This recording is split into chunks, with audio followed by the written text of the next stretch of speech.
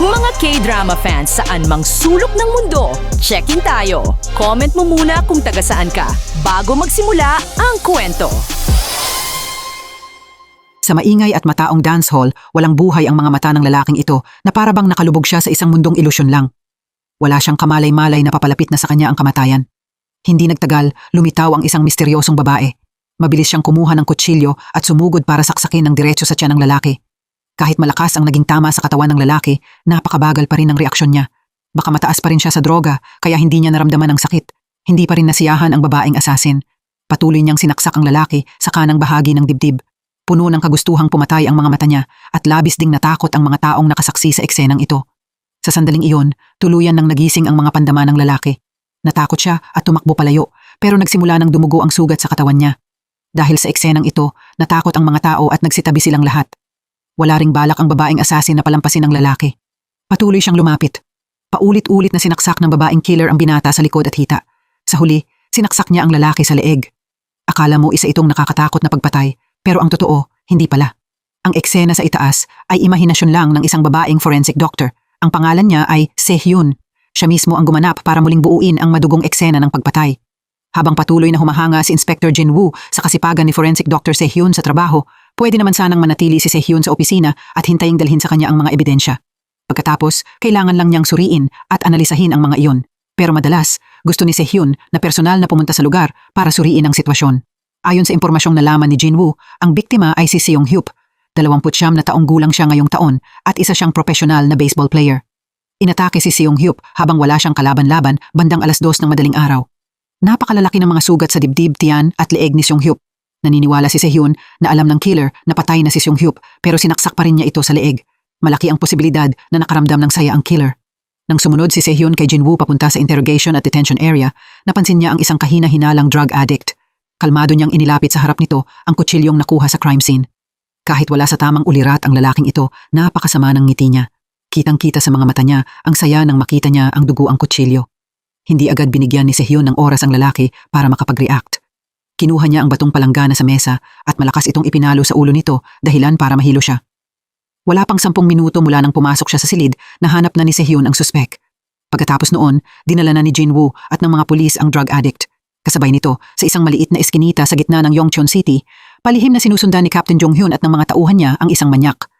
Hilig nitong sundan ang mga babae. Naisip ni Jong-hyun na hindi ito ordinaryong manyak dahil noong nag-report ang mga biktima, pare-pareho ang ibinigay nilang pagkakakilanlan. Napag-alaman ni Jong-hyun na naghahanap ang manyak na ito ng isang particular na target na aatakihin. Kabaligtaran ni Jong-hyun, hindi masyadong mapagpasensya si Chang-jin. Ginamit niyang dahilan na sobrang lamig sa loob ng kotse, kaya bumaba siya at pumasok sa isang convenience store para kumain ng isang mangkok ng mainit na noodles. Habang masarap na kumakain, napansin ni Chang-jin ang isang batang lalaki na nagnanakaw ng tsokolate. Nagdesisyon siyang dalhin ang bata sa kotse at diretso sa police station. Pero hindi sang-ayon si Jong-hyun sa padalos-dalos na ginawa ni Chang-jin dahil naka-undercover sila at hindi regular na nagpapatrol. Ang mahalaga kay Jong-hyun ay ang kriminal, hindi ang isang bata. Pero may sarili ring dahilan si Chang-jin. Naniniwala siya na kapag nagnakaw ang bata habang bata pa, lalaki itong masamang tao. Habang nagtatalo ang dalawa, napansin ni Jong-hyun ang isang kahina-hinalang lalaki. Ilang segundo lang niya itong tiningnan para malaman na may problema ang taong nasa harap niya. Naramdaman din ng lalaki ang panganib kaya agad itong tumalikod at tumakbo palayo. Kahit ginawa ni Jong-hyun ang lahat para habulin siya, nakatakas pa rin ang suspek.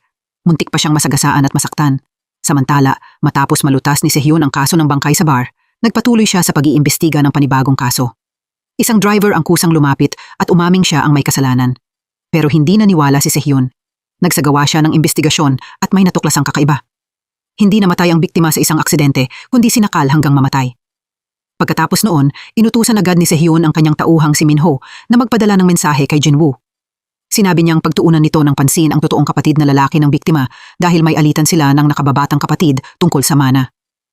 Bukod pa rito, gusto ni Sehyoon na dumalo sa interrogation ng suspek kahit alam niyang madalas naiinis ang mga pulis kapag nakikialam ang forensics. Pagkaupo niya sa kanyang mesa, nakatanggap si Sehyoon ng balita na hindi pa lumalabas ang resulta ng drug test ni Seong-hyup. Agad niyang inutusan si Min-ho na magsagawa ulit ng test ngayong araw at siguraduhing mayroon ng resulta bukas. Kahit sobrang dismayado at inis si Min-ho, hindi siya nangahas na makipagtalo kay Sehyoon. Kasabay nito, pinapagalitan ni Chief Jong-soo si Jong-hyun dahil nakatakas ang suspek at nagdulot siya ng gulo sa kalsada. Sa harap ng galit ng chief, matigas na ipinilit ni Jong-hyun na ang taong hinabol niya kaninang umaga ang suspek at mahuhuli niya ito. Lalong nagalit si Chief Jong-soo dahil sa walang takot na ugali ni Jong-hyun. Nakita ni Chang-jin na hindi maganda ang sitwasyon kaya mabilis niyang hinila palabas ng silid si Jong-hyun. Pagkalabas nila, agad niyang pinangaralan si Jong-hyun. Sinabi niyang kailangan niyang maging mapagpasensya at huwag galitin si Jong-soo. Sa sandaling iyon, narinig ang boses ng batang nahuling nagnanakaw. Hindi pala pinakawalan ni Chang-jin ang bata at dinala pa rin niya ito sa police station kung saan nanatili ito hanggang ngayon. Dahil matagal na siyang naghihintay, humingi siya ng permiso na umalis. Nang malaman ng lahat na walang mga magulang ang bata, labis silang naawa sa kanya. Ang tanging tagapag-alaga niya ay ang kanyang lola at mayroon din siyang nakababatang kapatid na lalaki. Pero naospital ang lola niya ilang araw lang ang nakalipas. Nang gabing iyon, personal na inihatid ni Jong-hyun ang batang si Joo-ho sa bahay. Habang magkasama silang naglalakad, binigyan din ni Jong-hyun ng chocolate bar ang bata. Pero ipinakita ng bata na ayaw niyang tanggapin ang regalo ni Jong-hyun. Kinailangan niyang habulin ito at ipilit ang candy bar sa kamay ni Joo-ho bago niya ito tinanggap. Hindi pa roon nagtapos, ibinigay din ni Jong-hyun sa kanya ang kanyang phone number. Sinabi niya kay Joo-ho na kapag may masamang nangyari, pwede siyang tumawag sa kanya anumang oras. Bago umalis, inilagay din ni Jong-hyun ang isang bag ng tinapay sa kamay ng nakababatang kapatid ni Joo-ho. Kahit hindi iyon marami, sapat na iyon para makatulong sa mga bata habang nasa ospital ang kanilang lola. Kinabukasan, nakatanggap si Sehyon ng imbitasyon para sa isang interview sa film set. Lumalabas na isang prodigy si Sehyon sa larangang ito. Sa edad na 17, natanggap siya sa Seoul Medical University. Pagkatapos niyang makapagtapos, naging forensic doctor siya. Simula noon, patuloy na tumulong si Sehyon sa paglutas ng maraming mahihirap na kaso. Sikat din siya sa talento niyang tahiin ang bangkay nang hindi nakikita ang sinulid, isang bihira at mahirap na teknik na matutunan. Iniisip ng mga kasamahan niya na ang espesyal na paraan ng pagtatrabaho ni Sehyon ay galing sa nakasanayan niyang pag-alala sa isang tao, pero hindi niya ito kailanman ikinuwento. Pagkaalis sa film set, pumunta si Sehyon sa isang maliit na eskinita. Doon, dahan-dahan niyang inilabas ang isang kahon ng pagkain para sa mga pusang gala. Pero nakita ng may-ari ng malapit na tindahan ang ginawa niya. Ayaw nitong pakainin niya ang mga pusa dahil natatakot siyang makaapekto sa negosyo ang pagdami ng mga ito. Kahit nagalit siya sa ugali nito, wala na siyang ibang magawa. Tahimik siyang bumalik sa opisina para ipagpatuloy ang trabaho. Pagkaupo niya sa mesa, nakatanggap si Sehyon ng isang text message. Nakasaad sa mensahe ang kondisyon ni Seong-hyup at ipinakitang negatibo siya sa droga. Napakunot ang noo ni Sehyon at agad niyang tinanggihan ang resulta. Sa sandaling iyon, nagsimula ang pag-uusap ni Sehyon at ng host sa loob ng isang saradong truck.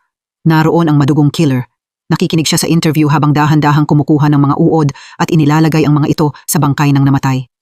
Mukhang ito ang trabahong pinakagusto niya. Ang sumunod niyang ginawa ay tahiin gamit ang sinulid ang hiwa. Pero ang kabilang dulo ng sinulid ay humantong sa isang kakaibang eksena. Isang maliit na batang babae ang nakaupo sa labas ng truck at pinaglalaruan ang mga dugo ang sinulid. Pagkalipas ng ilang araw, natuklasan ng isang kaso ng pagpatay. Isang bangkay ang natagpuan sa isang abandonadong lote. Ang grupong humawak sa kaso ay ang Yongcheon Police Department. Dito rin nagtatrabaho si Jong-hyun. Mabilis na hinarangan ang lugar kung saan nangyari ang krimen at ipinadala kay forensic doctor Sehyon ang request para sa autopsy. Matagal nang naririnig ni Jong-hyun ang reputasyon ni Sehyon. Sa pagkakataong ito, nagdesisyon siyang bumiyahe hanggang Seoul para personal siyang makilala. Nang marinig ang mga papuri ni Jong-hyun, kalmado lang si Sehyon dahil maraming beses na niyang narinig ang mga iyon. Ang talagang interesado siya ay ang case file. Malinaw na nakatala sa loob ng file ang kondisyon ng bangkay. Sa isang tingin, madaling makikita na malala na ang pagkabulok ng katawan. Pero nagawa pa ring malaman ng mga pulis ang pagkakakilanlan ng biktima. Ang biktima ay si Yeonju, 23 taong gulang. Isa siyang third-year student sa Department of Administration ng Yongcheon University. Taga Seoul ang biktima, pero mag-isa siyang nakatira sa Yongcheon. Walang boyfriend o malalapit na kaibigan si Yeonju. Tinaya ni Sehyon na mga 3 araw ng patay ang biktima. Makikita sa katawan nito ang mga senyales na ginamitan siya ng puwersa. Pero hindi pa rin malinaw ang dahilan ng pagkamatay dahil nasira na ng mga insekto ang katawan. Kahit nagulat si Jong-hyun sa kakayahan ni Sehyon, umaasa pa rin siyang gagawin nito ang lahat para sa kasong ito dahil napakalinis ng pagkakaayos sa crime scene. Tinanggal din ang mga internal organ ng biktima at ang tiyan lang ang iniwan. Nang gabing iyon, inilipat ang katawan ni Yeonju sa autopsy room. Tinanggal ang kanang mata ng biktima. Bukod pa rito, nabubulok na ito dahil sa mga uod. Nang suriin ng forensics ang katawan, napansin nilang mas mabilis kaysa normal ang pagkabulok nito. Kaya hiniling ni Sehyon na alamin ulit ang oras ng pagkamatay. Habang ginagawa ang autopsy, may nakita siyang marka ng iniksyon sa leeg ni Yeonju. Agad gumamit si Sehyon ng kutsilyo para hiwain ang bahaging iyon. Pagkatapos, inutusan niya ang mga tauhan niya na magsagawa ng drug test. Naniniwala siyang may itinurok ang killer sa ugat ng biktima. Para mas masuri pa ang mga detalye, gumawa si Sehyun ng mahabang hiwa mula leeg pababa sa tiyan para makita ang mga internal organ. Natuklasan niyang bali ang collarbone ng biktima. May malinaw na amoy ng bleach ang buong bahagi ng tiyan. Nang bumaba si Sehyun sa mga binti ng biktima, agad siyang nagulat nang makakita ng mahabang sinulid. Pagsapit ng tanghali kinabukasan, personal na pumunta si Sehyun sa crime scene para suriin ang sitwasyon doon. Sa oras na iyon, naisip ni Jong-hyun na malamang ay hindi ito ang unang beses na gumawa ng krimen ang killer dahil kung ito ang una niyang pagpatay, siguradong hindi magiging kontrolado ang emosyon niya at magiging magulo rin ang crime scene. Pero napakalinis ng iniwan ng killer. Akala ni Jong-hyun ay tama ang pagsusuri niya, pero agad itong tinanggihan ni Sehyun. Para sa kanya, kapag nag-isip siya base sa isang sagot na nauna nang nabuo sa isip, malaki ang posibilidad na mali ang mahulaan niya. Kahit tumutol si Sehyun, palihim naman siyang sang-ayon sa opinyon nito. Napakahusay ng killer sa paghawak at pagtatapon ng mga bangkay. Malinaw na kaya niyang itago ng perpekto ang mga ito. Pero ang pag-display niya sa mga bangkay na parang isang hamon ay nagpapakitang may iba pa siyang pakay at hindi lang basta pagpatay. Pagkaalis ni na Sehyun at Jong-hyun sa crime scene, maingat niyang tiningnan ang isang kamera na nakakabit sa poste ng ilaw. Pero hindi ito nakaturo sa field, kaya hindi nito nakuna ng krimen. Wala ring malinaw na tire marks sa paligid ng crime scene. Malaki ang posibilidad na galing sa ibang ruta ang killer. Sinabi ni Sehyun kay Jong-hyun na may kamera sa malapit na intersection at sigurado siyang may nakunan itong mahalagang bagay. Habang patuloy na nag-aanalisa si Sehyun, mas lalo namang nakikita ni Jong-hyun na may punto siya. Nang gabing iyon, sumakay ng bus sina Sehyun at Minho para umuwi. Pagkaandar ng bus, may isang lalaking kumatok para makasakay. Pero dahil sobrang lalim nila sa kanilang iniisip, hindi napansin ni na Sehyun at Minho ang presensya ng estrangherong iyon. Matapos maglakad ng ilang sandali, nagsalita si Minho. Hiniling niya kay Sehyun na suriin ulit ang report niya tungkol kay Seong-hyup, pero buo na ang desisyon nito. Kapag tinanggihan na niya ang isang bagay, hindi na niya ito pag-iisipan ulit. Ang totoo, ang direktor ang inatasang mag-ayos sa murder case na ito. Pero alam na alam niyang hindi nagsisinungaling si Sehyun, kaya ibinigay niya kay Minho ang kasong ito. Sobrang nagalit si Minho sa ugali ni Sehyun. Naisip niyang kapag hindi niya ito inayos ng tama, mapipilitan siyang hilingin sa direktor na makialam at hawakan ang kaso dahil ayaw niyang makita ang nakakainis na mukha ni Minho. Nagdesisyon si Sehyun na bumaba ng mas maaga sa bus. May mahalaga pa siyang kailangang gawin ngayong araw. Samantala, bumaba na rin si Minho sa bus at umuwi. Nang buksan niya ang pinto para pumasok, bago pa niya ito maisara, may kamay na humawak dito. Biglang inatake si Minho at wala siyang oras para makapag-react. Matapos ang ilang minutong pakikipaglaban, sinaksak ng killer si Minho sa leeg. Dahil sa pampamanhid, nagsimulang mahilo ang isip ni Minho. Sinubukan niyang gumapang papunta sa phone na nakahandusay sa sahig, pero hindi hinayaan ng killer na makamit ng biktima ang gusto niya. Hinawakan niya ang ulo ni Minho at binali ang leeg nito. Kasabay nito, nasa nursing home si Sehyun. Dumalaw siya sa kanyang ina at wala siyang kamalay-malay na patay na si Minho. Kinaumagahan, kumalat sa lahat ang balita tungkol sa nakakatakot na pagpatay. May kapansin-pansing katangian ang kasong ito. Tinahi ng killer ang sugat ng biktima. Dahil dito, tinawag ito ng mga netizen na Taylor case. Ang Yongcheon Police Station ang unit na namamahala sa lugar kung saan nangyari ang insidente. Kaya agad silang hinusgahan at binatikos ng mga netizen. Ang dahilan ay hindi raw nila natiyak ang kaligtasan ng mga tao. Sa ngayon, labis na nag-aalala ang mga tao habang wala pa ring progreso ang kaso. Galit na galit si Jong-soo nang marinig niya ang balitang ito sa TV. Malakas niyang minura ang lahat dahil hindi niya alam kung sino ang nagpakalat ng balitang sumira sa pangalan ng Yongcheon Police Station. Nagtanong-tanong si Jong-soo pero walang umako ng responsibilidad. Kaya binanggit niya ang problema tungkol kay Jong-hyun at kinwestiyon ang pagbibigay nito kay Chang-jin ng leave of absence. Ang pag-leave ni Chang-jin ng walang permiso ay ikinagalit din ng husto ni Jong-hyun. Pero hindi niya maipaliwanag ng malinaw ang bagay na iyon kaya kinailangan niyang yumuko at aminin kay Jong-soo ang pagkakamali niya. Pagkaalis ni Chief Jong-soo, masama ang ipinakitang ugali ni Inspector Jin-rae kay Jong-hyun. Akala niya ay si Jong-hyun ang nagbigay ng impormasyon tungkol sa kaso sa reporter. Bukod pa rito, balak din niyang isumbong kay Jong-soo ang pag-leave ni Chang-jin nang walang dahilan, na para na ring pagtataksil sa mga kasama nila. Nang marinig iyon, hindi na nakapagpigil si Jong-hyun at sumagot. Para sa kanya, hindi naman talaga nila siya itinuring na kasama mula pa sa simula. Dahil graduate si Jong-hyun ng Police Academy, madali siyang naging team leader. Pero mukhang dahil sa ranggong iyon, ayaw siyang sundin ng mga tauhan niya. Si Hyuk-jun lang ang nagsalita para ipagtanggol si Jong-hyun. Para sa kanya, walang ginawang mali si Jong-hyun kaya hindi siya dapat tratuhin ng ganoon. Matapos kumalma, inilabas ni Jong-hyun ang phone niya at tinawagan si Sehyun. Medyo nag-aalala siya dahil wala pang balita mula sa forensic department. Habang nag-uusap sila, hindi maitago ni Jong-hyun ang pagkainis niya kaya sinabi niya rito na kumalat na ang balita tungkol sa murder case. Posibleng ma-provoke nito ang killer at umatake ulit siya. Pero napakakalmado ni Sehyun. Para sa kanya, hindi naman masamang bagay ang pagkalat ng balita Dahil kung kikilos ng padalos-dalos ang killer, mas madali siyang mahuhuli. Habang nagsasalita, sinusuri ni Sehyun ang specimen sa ilalim ng microscope. Bigla siyang natigilan dahil sa mga kakaibang bakas. Biglang lumitaw sa isip niya ang isang hindi malinaw na alaala. Dahil dito, naniwala si Sehyun na pamilyar sa kanya ang mga bakas na iyon pero hindi niya ito maipaliwanag kay Jonghyun. Agad nagpaalam si Sehyun at ibinaba ang tawag. Hindi na siya makapaghintay pa kaya agad siyang pumunta kay Dr. John Kyung para kunin ang resulta ng mold test sa katawan. Nang makaharap niya si Dr. John Kyung, hindi nagdalawang isip si Sehyun na ikwento ang panahon niya bilang intern. Inaamag ang bangkay na natanggap noon ng grupo niya. Pagkalipas ng ilang araw, sobrang kumalat ang amag kaya kinailangan nilang gumamit ng disinfectant at mga brush para linisin ang silid bago umalis sa dissection room. Pagkatapos, sinabi ni Dr. John Kyung na may natuklasan siyang mga kakaibang piraso ng plastic sa mold cells. Base sa hugis at kapal ng plastic, nalaman niyang galing ito sa uri ng scrubbing brush na ginamit. Nang mahawakan ni Sehyun ang resulta ng kumpirmasyon, sinabi niyang, "Salamat," at mabilis na umalis. Pero gusto pa ring asarin ni Dr. John Kyung si Sehyun. Sinabi niyang hindi pumasok sa trabaho ngayong araw si Dr. Minho. Nag-away ba sila ni Sehyun? Alam ni Dr. John Kyung na ibinigay ng direktor kay Minho ang kaso ni Seung-hyup at interesado siya kung paano ito haharapin ni Sehyun. Pero kahit sabik at mausisa si Dr. John Kyung, wala talagang pakialam si Sehyun. At ano naman kung talagang nag-away sila ni Minho? Hindi lugar ang forensic department na basta na lang pwedeng iwan ni Minho. Pagkasabi noon, tumalikod si Sehyun at umalis. Sa Yongchon Police Station, muling tinipon ni Jongsu ang grupo ni Jonghyun. Gusto niyang malaman ang sitwasyon ng kaso. Kahit wala pang ibang clue si Jonghyun mula sa autopsy, makakakuha pa rin siya ng data mula sa mga kamera sa kalsada.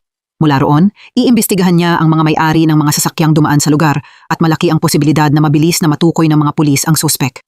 Hindi nagtagal matapos umalis si Jongsu. Kinuha rin nina Inspector Chang Jin at Inspector Jin Ray ang kanilang mga damit at naghanda ng umalis sa silid. Ang dahilan nila ay sobrang pagod na sila ngayong araw, kaya bukas na lang nila ipagpapatuloy ang investigasyon. Walang nagawa si Hyuk Gyun kundi sumunod sa dalawa.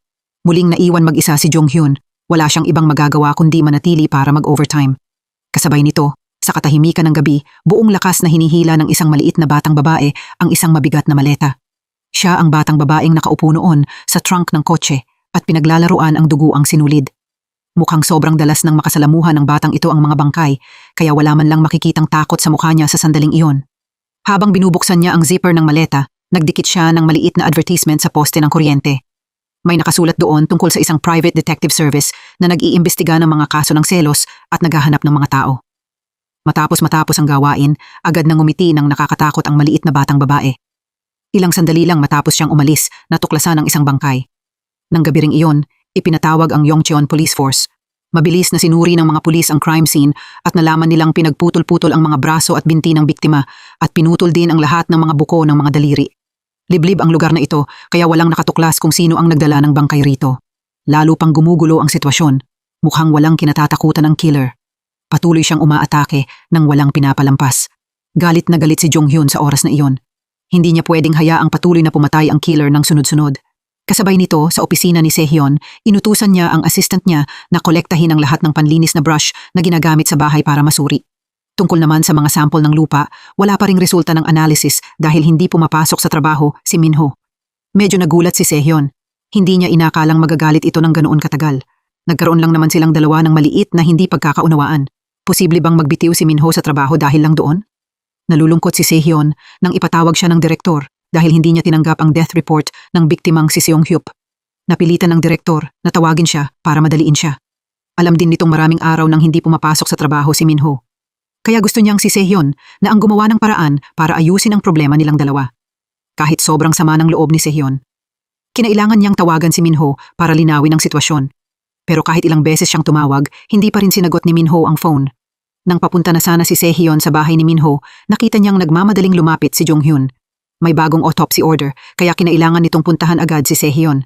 Gusto sanang tumanggi ni Sehyun dahil may personal siyang kailangang asikasuhin, pero dahil sa pagmamadali ni Jonghyun, hindi niya ito magawang tanggihan. Ang pinakanakuha ng atensyon ni Sehyun ay ang sinulid na iniwan ng killer sa bagong kasong ito. Matapos makumpleto ni Sehyun ang pagpares, sinimulan nila ng dalawa niyang kasamahan ang autopsy. Pinutol ng killer ang bawat bahagi ng katawan ng biktima, pero mahusay niya itong tinahi pabalik gamit ang espesyal na sinulid. Ipinasok din niya ang isang joint ng daliri ng biktima sa loob ng buto ng braso. Napakalinis ng pagkakatali sa mga tahi at malinaw na may partikular na layunin ang lahat ng detalyeng ito. Ibinigay ni Sehyun kay Suyon ang gawaing ito. Inutusan niya si Suyon na alamin muna ang pagkakakilanlan ng biktima. Wala pang isang minuto, lumabas na ang resulta sa fingerprint identification system. Walang sino man ang makapaniwalang si Dr. Minho ang biktima. Sobrang ikinagulat ito ng lahat kaya hindi sila makapagsalita. Nang lumabas si Sehyon sa examination room, hindi pa rin siya makapaniwala. Hindi alam ni Jong-hyun kung ano ang nangyari sa loob, kaya gusto niyang itanong ang resulta ng examination. Ang ikinagulat niya ay nakakita si Sehyon ng fingerprints ng killer pero walang matukoy na suspek na tumutugma sa fingerprint data. Ang pagkakaroon ng fingerprints pero walang matukoy na tao ay labis na ikinalito ni Jong-hyun. Hindi niya namalayang nagtanong siya ulit, dahilan para magalit si Sehyon. Ang totoo, nawawalan siya ng pasensya dahil kasamahan niya ang biktima nang malaman ni Jong-hyun na miyembro ng team ni Sehyon ang bangkay. Sobrang nagulat din si Jong-hyun. Ito ang unang pagkakataong may nangyaring ganitong insidente sa Forensic Institute, kaya personal na pumunta ang direktor para tingnan ang sitwasyon. Ang pangunahing dahilan ng pagpunta niya ay para paalalahanan si Sehyon na kapag inimbestigahan siya ng mga pulis, hindi niya pwedeng banggitin ang kaso ni Seung-hyup, pero seryoso si Sehyon. Hiniling niya sa direktor na ipaulit sa Toxicology Department ang test sa kaso ni Seung-hyup. Sigurado siyang gumamit ito ng droga at hindi namatay sa aksidente gaya ng inireport ni Minho. Iginiit ni Sehyon na hindi siya pwedeng mag-report ng maling resulta sa mga nakakataas sa kanya at nang makitang hindi na mababago ang desisyon ni Sehyon. Agad na tinawag ng direktor si Dr. Suyon at ibinigay sa kanya ang lahat ng autopsy tasks sa silid na iyon. Pero mukhang problemado si Suyon habang nakatingin kay Sehyon.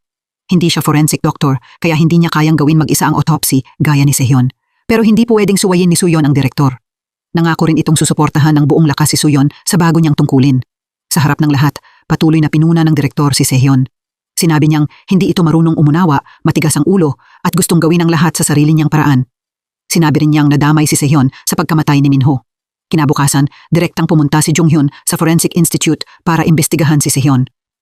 Ang araw na nangyari ang insidente ay siya ring araw na pumunta sina Minho at Sehyon sa crime scene ni Yeonju. Pumunta sila roon dahil sa imbitasyon ni Jong-hyun. Pero pagkaalis ng dalawa, hindi na niya alam kung ano ang nangyari sa kanila pagkatapos. Tapat ding ikinuwento ni Sehyon ang tungkol sa pagtatalo nilang dalawa sa bus. Pero tungkol lang sa trabaho ang pinagtatalunan nila. Pagkatapos noon, naghiwalay silang dalawa at pumunta si Sehyon sa ospital. Sa oras na iyon, may isang bagay na ipinagtaka ni Jong-hyun. Bakit itinapon ng killer ang bangkay sa Yongcheon at hindi sa Seoul? Dahil ayon sa tinatayang oras ng pagkamatay, nasa Seoul si Minho ng panahong iyon. Biglang may alaala na pumasok sa isip ni Sehyon. Noong bata pa siya, minsan niyang tinanong ang kanyang ama kung bakit palagi silang lumilipat sa Yongcheon province. Dahil sa tulalang ekspresyon sa mukha niya, inakala ni Jong-hyun na sobrang nalulungkot si Sehyon dahil sa pagkamatay ng kasamahan niyang si Minho. Kakalabas pa lang ni Jong-hyun sa Forensic Institute nang makatanggap siya ng tawag mula kay Senior Chang Jin. Nahanap na ng grupo ang suspek at pinapabalik siya agad sa station. Nagkaroon ng emergency meeting. Nakuna ng kamera sa express delivery warehouse kung saan nagtatrabaho si Yeonju, ang isang lalaking palaging lumilitaw sa paligid niya. Ang suspek ay si Hyung-jo. Nasentensyahan siya ng 7 taong pagkakakulong dahil sa pagpatay. Para kay Jong-soo, kailangang arestuhin agad ng mga pulis si Hyung-jo dahil sapat na ang impormasyong nakuha para masabing siya ang killer. Pero iba ang iniisip ni Jong-hyun. Para sa kanya, surveillance evidence lang ito at hindi ebidensya sa murder case ni Yeonju. Kung sasabihin agad ng mga pulis na suspek ang taong nasa screen, masyado iyong padalos-dalos. Halatang nainis si Jong-soo sa pagtutol ni Jong-hyun dahil hindi naman nito alam kung sino ang killer, pero patuloy niyang tinatanggihan ang mga hinala ng iba. Pagkatapos magsalita, humarap si Jong-soo kay Chang Jin. Inutusan niya si Chang Jin na arestuhin si Hyung-jo. Pero matigas itong pinigilan ni Jong-hyun. Gusto niyang mag-focus ang lahat sa malalaking sasakyan. Napatunayan na ang bilang ng mga sasakyang dumaan sa intersection. Ilang hakbang na lang ang layo ng mga pulis para mahanap ang suspek, kaya hindi sila dapat magmadali at mabigyan ng babala ang killer. Nang gabing iyon, nag-overtime buong gabi ang buong team ni Jong-hyun para mahanap ang sasakyan ng suspek. Ilang beses gumamit ng eye drops si Hyuk-gyun para manatiling gising. Sa wakas, nakahanap ng clue ang team. Dumaan sa intersection ng alas 4:26 ng madaling araw ang pickup truck na may serial number na 7-4-2. Itinapon ng killer ang bangkay at dumaan sa intersection. Halos eksaktong tumugma ang tinatayang oras. Agad tinawagan ni Jong-hyun ang traffic department. Hiniling niyang hanapin nila ang sasakyang may number na 7-4-2. Kahit ibinigay na ni Sehyon kay Suyon ang autopsy room, hindi pa rin niya sinukuan ang kaso ni Yeonju. Bumaba si Sehyon sa sample analysis room para hingin ang mga resulta. Sa oras na iyon, nalaman niyang may malaking dami ng pancarium sa bangkay ng biktima.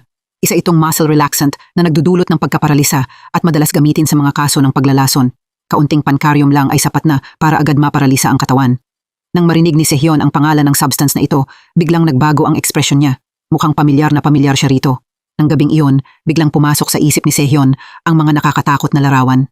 Dahan-dahang hinahataw ng killer ang kutsilyo sa bawat pagputol. Sobrang kalmado rin ang mukha niya na nakakatakot na itong tingnan. Matapos putol-putulin ng killer ang katawan, Dahan-dahan niyang ginamit ang sinulid para maingat itong tahiin pabalik.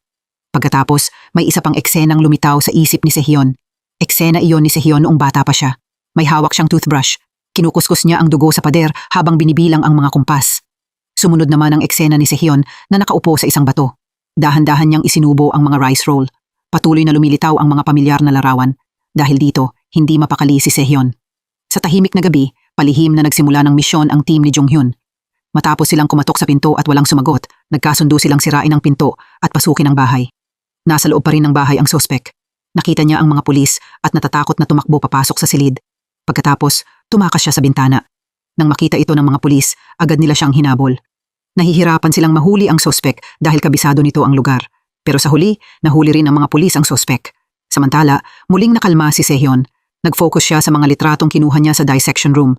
Nang makita ni Sehyon ang larawan ng fingerprint sa balat ng biktima, naramdaman niyang may mali. Kumuha si Sehyon ng isang rolyo ng tape at sinubukang ilagay rito ang sarili niyang fingerprint. Sa oras na iyon, may naintindihan din siya. Agad tumakbo si Sehyon papunta sa sample analysis room. Hiniling niyang makita ang plastic bag na ginamit ng killer para balutin ang katawan ng biktima.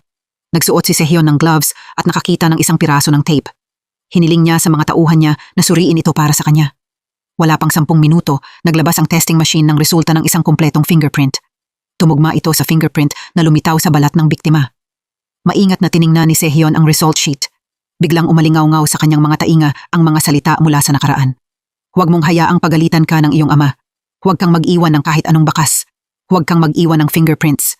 Linisin mo ang lahat bago bumalik ang iyong ama.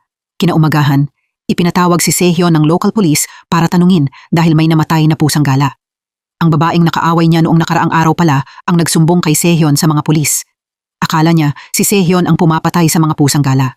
Ngumiti ng mapanlait si Sehyon dahil alam niyang ang babae mismo ang gustong mamatay ang pusa, pero ngayon ay sinisisi siya nito sa pagkamatay ng pusa.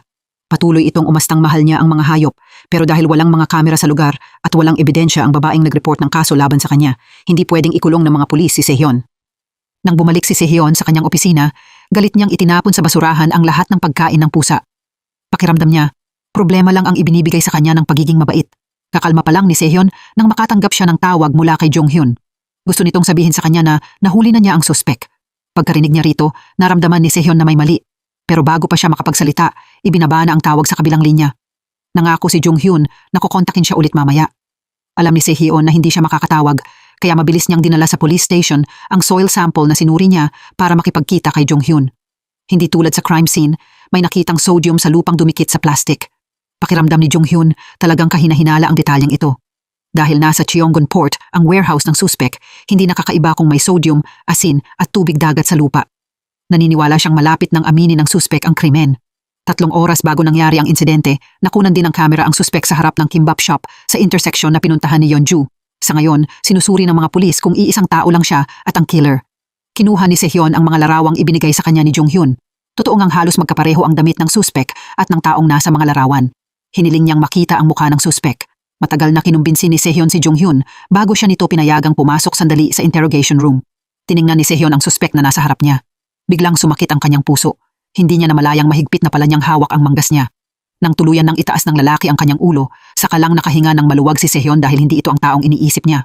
Pagkaalis ni Sehyon, pumasok din sina Changjin at Jonghyun para direktang tanungin ang suspek. Sa harap ng 2 pulis, paulit-ulit nitong sinabing wala siyang kasalanan. Para sa kanya, hindi pwedeng umasa lang ang mga pulis sa sasakyan at damit para hatulan ng isang tao ng ganoon. Itinuro ng suspek ang larawan habang nagsasalita. Hindi man lang makita ng malinaw ang mukha ng taong nasa larawan. Nang sabihin ni Changjin na may nakakita sa kanyang hinihila ang bangkay palabas ng sasakyan, hindi man lang siya natakot.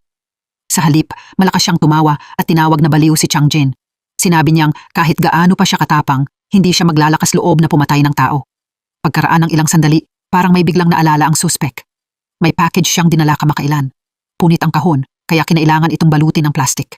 Sinasabing galing Japan ang mga gamit sa loob ng kahon at napakaganda ng kalidad ng mga ito. Ang tinutukoy niya ay isang sex doll. Kasabay nito, tumawag si Inspector Jinrei para mag-report. Kinumpirma niyang may mga sex doll sa warehouse ng suspek sa Cheonggon Port. Masayang tumawa ang suspek nang marinig iyon. Minura niya ang mga pulis at tinawag silang mga walang silbing hunting dog. Galit na galit si Changjin. Hindi na niya kayang pigilan ang sarili kaya sumugod siya para bugbugin ang lalaki. Alam ng suspek na walang lakas ng loob ang mga pulis na gumawa ng kahit ano sa kanya. Kaya lalo pa niyang sinadya na galitin si Chang Jin. Sa puntong iyon, hindi na kayang panatilihin ni Chang Jin ang kanyang imahe. Ilang beses niya itong sinuntok sa mukha. Kahit hindi siya pumatay ng tao, isa pa rin siyang gago. Kaya karapat-dapat siyang masuntok ng ilang beses. Biglang nagkagulo sa interrogation room. Nagmadaling pumasok ang lahat para pigilan siya, pero parang lumala na ng husto ang sitwasyon. Hindi madaling takutin ang suspect. Nagwala siya at nag-ingay sa gitna ng station. Ang mas masama pa, pinilit pa niya si Chang Jin na lumuhod at humingi ng tawad sa kanya. Siyempre, hindi hahayaan ni Jung Hyun na gawin iyon ni Chang Jin. Nang hindi mapaluhod ni Hyung Jo si Chang Jin, gusto niya itong suntukin para mailabas ang galit niya. Muling namagitan si Jung Hyun. Ipinaalala niya rito ang away nila kanina. Kahit hindi gumawa ng pagpatay si Hyung Jo, kakasuhan pa rin siya ng paniniktik at pagsunod sa mga babae, kaya hindi siya lubusang walang kasalanan. Hindi siya dapat sumigaw at gumawa ng ganoong kagulo. Walang nagawa si Hyung Jo kundi umalis ng maayos. Pero hindi pa rin siya kumbinsido. Pagdating ni Hyung Jo sa gate, agad niyang nakuha ang atensyon ng press. Sumigaw siyang binugbog at sinaktan siya ng Yongcheon Police. Mabilis itong nalaman ni Jong-soo. Pagod na talaga siya. Mula nang maupo sa posisyon si Jung Hyun, napakaraming problemang bumagsak sa maliit na station na ito. Inutusan ni Jong-soo si Jung Hyun na maghanda ng emergency press conference. Kailangan niyang ayusin ang problemang ito ngayong araw. Sa pagkakataong ito, ipinagtanggol ni Chang Jin si Jung Hyun. Pero lalo lang nagalit si Jong-soo dahil doon. Hindi na siya masyadong nag-isip at inutusan siyang mag-resign. Para mailigtas ang kanyang mga kasamahan, kinailangan ni Jung Hyun na magsalita at akuin ang buong responsibilidad. Medyo nabawasan ang galit ni Jong-soo dahil doon. Napabuntong hininga siya at pagkatapos ay ipinasa sa kanya ang lahat. Nang hapong iyon, nakaupo si Jung Hyun at gumagawa ng dokumentong ipapaliwanag sa press. Nang sabay-sabay na pumasok ang buong team sa silid, dala nila ang camera footage mula sa araw na iyon. Sumakay sa bus sina Sehyeon at Minho. May isang lalaking nakaupo sa pinakalikod. Mukhang siya ang lalaking nasa intersection malapit sa kimbap shop. Parang mas kahawig pa ng taong ito ang lalaking malapit sa kimbap shop kaysa kay Hyung Jo. Siyempre, kailangan muna itong imbestigahan ng mga pulis para makasiguro. Kung tutuusin, minsan na silang nakahuli ng maling tao, kaya kailangan nilang maging mas maingat sa pagkakataong ito. Habang ginagawa ang press conference para humingi ng tawad kay Hyung Jo, patuloy na nagtatanong ang mga reporter tungkol sa totoong killer. Dahil sa mga tanong na iyon, hindi alam ni Jung Hyun kung ano ang isasagot. Sa oras na iyon, dumating si Sehyeon para iligtas siya, gamit ang pangalan ng pinuno ng Forensic Department ng Seoul Institute of Criminal Science. Dahil si Sehyeon ang namamahala sa investigasyon ng dalawang kaso, may karapatan siyang sagutin ang lahat ng tanong ng press. Sa sandaling iyon, sa laundry shop na pag-aari ng lalaking nagngangalang Jo Kyun, tutok siyang nanonood sa live broadcast ng press conference. Sa loob ng bahay, isang masipag na maliit na batang babae ang naglalaba ng mga damit. Napakakalmado rin ang kilos ni Sehyeon sa press conference habang ibinubunyag na iisang tao ang may-ari ng fingerprints na nakita sa dalawang kaso. Dahil kay Sehyeon, nabawasan ang pangungulit ng mga reporter. Nagulat ang mga manonood sa screen sa mapanlait niyang mga salita para sa serial killer. Talagang matapang siya at hindi natatakot sa paghihiganti ng killer. Pagkaalis ng isang tao sa press conference room, agad niyang tinawagan si Dr. Mi Yong-kwan. Hiniling niyang magtayo ng temporary investigation team sa Yongcheon Province. Kapalit nito, pipirmahan niya ang test results ng katawan ni Seong-hyup. Napalitan ng gulat ang galit ng direktor. Hindi niya inakalang basta na lang susukuan ni Sehyeon ang kasong ito. At syempre, ito ang hinihintay niya buong buwan. Pagkababa niya ng phone, nagmadaling lumapit sina Jong Hyun at ang mga kasamahan nito para magpasalamat sa kanya. Bukod pa roon, ang pagkahanap sa fingerprints ang nagbigay ng motibasyon sa team na mas pagbutihin pa ang paghahanap sa killer. Pero hindi rin masyadong natuwa sina Sehyeon at Jong Hyun dahil matindi silang pinagalitan ni Director Jong-soo. Hindi niya tinanggap ang sinabi ni Sehyeon na serial murder ang kaso sa Yongcheon Province. Sinabi niyang dapat gawin lang ng forensic doctor ang kanyang tungkulin na maghanap ng ebidensya at pagkatapos ay ibigay ito sa mga pulis. Bakit kailangang palakihin ng husto ni Sehyeon ang bagay na ito? Hindi man lang natakot si Sehyeon. Naisip pa niyang dapat siyang pasalamatan ng direktor dahil tama ang sinabi niya. Kapag pinabayaan ito ng mga pulis, mas lalala ang sitwasyon at mas marami pang bangkay ang lilitaw. Alam niyang ito ang pinakamahirap na kaso sa buong career ni Chief Jong-soo bilang pulis. Tiniyak ni Sehyeon na tutulungan niya itong lutasin ang kasong ito. Gagawa siya ng pinakamalaking tagumpay para sa Yongcheon Province. Mahuhuli ang totoong killer at magiging ligtas ang mga tao sa Yongcheon Province. Dahil sa determinado at kumpiyansa niyang kilos, pumayag si Chief Jong-soo na bigyan siya ng pagkakataong ipakita ang kanyang kakayahan. Pagbalik ni Jong Hyun sa station, hindi na siya nagtrabaho at nag-imbestiga ng mag-isa kundi tinawag niya ang buong team para sa isang meeting. Nagsimulang ayusin ulit ng team ang direksyon ng kanilang operasyon para sa dalawang naunang kaso. Sa puntong ito, ang pinakamahalagang clues na hawak nila ay ang fingerprints ng suspect, kasama ang mga susi ng bahay, bleach at scrubbing brush. Pero sa mga bagay na ito lang, hindi pa rin malaman ng team ni Jong-hyun kung ano ang gustong ipahiwatig ng killer. Kaya kailangan nilang suriin ang kilos nito. Mula roon, makikita nila ang pinakanatatanging katangian sa paraan ng paggawa ng krimen. Pero hindi pareho ang paraan ng paggawa sa mga krimen. Kung ang unang biktima ay itinapon sa gitna ng field na halos buo pa ang katawan, ang pangalawang biktima naman ay pinagputol-putol. Napakaingat at napakalinis din ng paraan ng pagputol sa katawan. Mas matapang pa ang paraan ng pagtatapon sa bangkay. Hindi niya ito pinalutang sa ilog, kundi itinapon sa gitna ng field, isang lugar na napakadaling makita. Ipinapakita nitong ang killer ay isang taong sobrang taas ng tingin sa sarili. Malaki ang posibilidad na isa siyang serial killer na naghahangad ng kapangyarihan. Sa huli, gustong ipaalala ni Jong-hyun sa lahat na isa silang team at kailangan nilang kumilos ng magkakasama dahil malakas ang pag-iisip ng killer. Kapag hindi sila naging maingat, malaki ang posibilidad na kontrolin niya ang kanilang mga isip. Kaya hindi dapat magmadali ang lahat. Nang gabing iyon, sa laundry shop ni Jo-kyun, nagtatahi siya ng mga damit habang inaalala ang masasakit na sinabi ni Sehyeon. Iniisip ni Jo-kyun na bigyan siya ng magandang regalo. Sa labas ng pinto ng shop, may malakas na kalabog. Gabi na, pero may customer pa ring naghahanap kay Jo-kyun. Sinadya niyang sirain ang kanyang damit at dinala ito sa dry cleaner para gumawa ng gulo. Sa kasamaang palad, nakatagpo siya ng isang taong mahirap kalabanin. Sa harap ng masasakit na salita ng dalaga, mahinahong ngumiti si Jo-kyun at naging napakabait. Nang humingi siya ng kabayaran, kalmado itong lumapit sa sabitan ng mga damit. Pagkatapos, pumili siya ng bagay na cream-colored na damit para sa kanya. Medyo natakot ang babae nang may mapansin siyang kakaiba. Gusto niyang kunin ang bag at umalis, pero nahulog ang bag sa sahig. Nanginginig ang babae habang pinupulot ang mga gamit at ibinabalik ang mga ito sa bag. Katalikod pa lang niya at 2 hakbang pa lang ang nagagawa niya nang lumapit si Jo-kyun sa tabi niya. Wala itong balak na pakawalan siya. Sa halip, dinala niya ang babae sa damit na pinili niya. Pagkatapos, marahang niyakap ni Jo-kyun ang baywang niya at ipinatong ang baba nito sa kanyang balikat. Sobrang takot ng babae kaya hindi siya nangahas na gumalaw. Mula sa sandaling iyon, hindi na niya narinig ang mga sumunod na sinabi ni Jo-kyun. Napakatahimik ng paligid. Isa-isang pinatay ang mga ilaw sa laundry shop. Sa oras na iyon, nasa opisina pa rin si Jong-hyun sa Yongcheon Police Station, nag-overtime hanggang hating gabi at hindi pa umuuwi. Maya-maya, binuksan ni Hyuk-gyun ang pinto at nagdala ng maraming videotape. Iyon ang mga dinaanang ruta ng 2 biktimang sina Yeonju at Minho bago sila pinatay. Nakolekta rin ni Suk-woo ang lahat ng bagay na may kaugnayan sa kanila. Gusto agad buksan at tingnan ni Jong-hyun ang mga iyon. Samantala, para maging mas madali ang investigasyon at autopsy, umupa si Sehyeon ng isang pribadong bahay sa Yongcheon. Hindi mataas ang renta sa bahay na ito, kaya wala siyang ipinagawa sa landlord maliban sa pagpapalit ng lock ng pinto ng mas matibay na lock. Tuwang-tuwa ang landlord nang marinig iyon. Agad siyang tumakbo papunta sa bahay ni Jo-kyun. Hiniling niyang tulungan siya nitong magpalit ng bagong lock. Habang nag-uusap sila, hindi nakalimutan ng landlord na ikwento ang tungkol sa bago niyang tenant. Mukhang mabilis kumalat ang balita. Alam ng lahat sa apartment building na isang forensic doctor mula Seoul si Sehyeon. Nang marinig ni Jo-kyun ang impormasyong ito, hindi masyadong nagbago ang ekspresyon niya. Nangako si Jo-kyun na tutulungan niya ang landlord na magkabit ng lock ngayong araw dahil bukas ay kailangan niyang dumalo sa memorial service ng kanyang asawa. Nang maalala ng landlord na pumanaw na ang asawa ni Jo-kyun, nalungkot siya at mukhang labis na nakikiramay. Maingat na naghanda si Sehyeon para sa investigasyong ito. Nang tawagan siya ni Jong-hyun para sabihing naaprubahan na ang autopsy room, nasa apartment building na si Sehyeon. Gusto nitong maghanap ng ligtas na lugar para tirahan niya, pero tumanggi si Sehyeon at pinatay ang kanyang phone. Pagkatapos, dahan-dahan siyang naglakad papunta sa lugar ng pangalawang kaso. Nakita ni Sehyeon ang isang notice para sa detective service na nakadikit sa poste ng kuryente. Nagsimulang lumitaw ang isang imahe sa isip niya. Isang maliit na batang babae ang dahan-dahang humihila ng itim na maleta. Iyon si Sehyeon noong bata pa siya.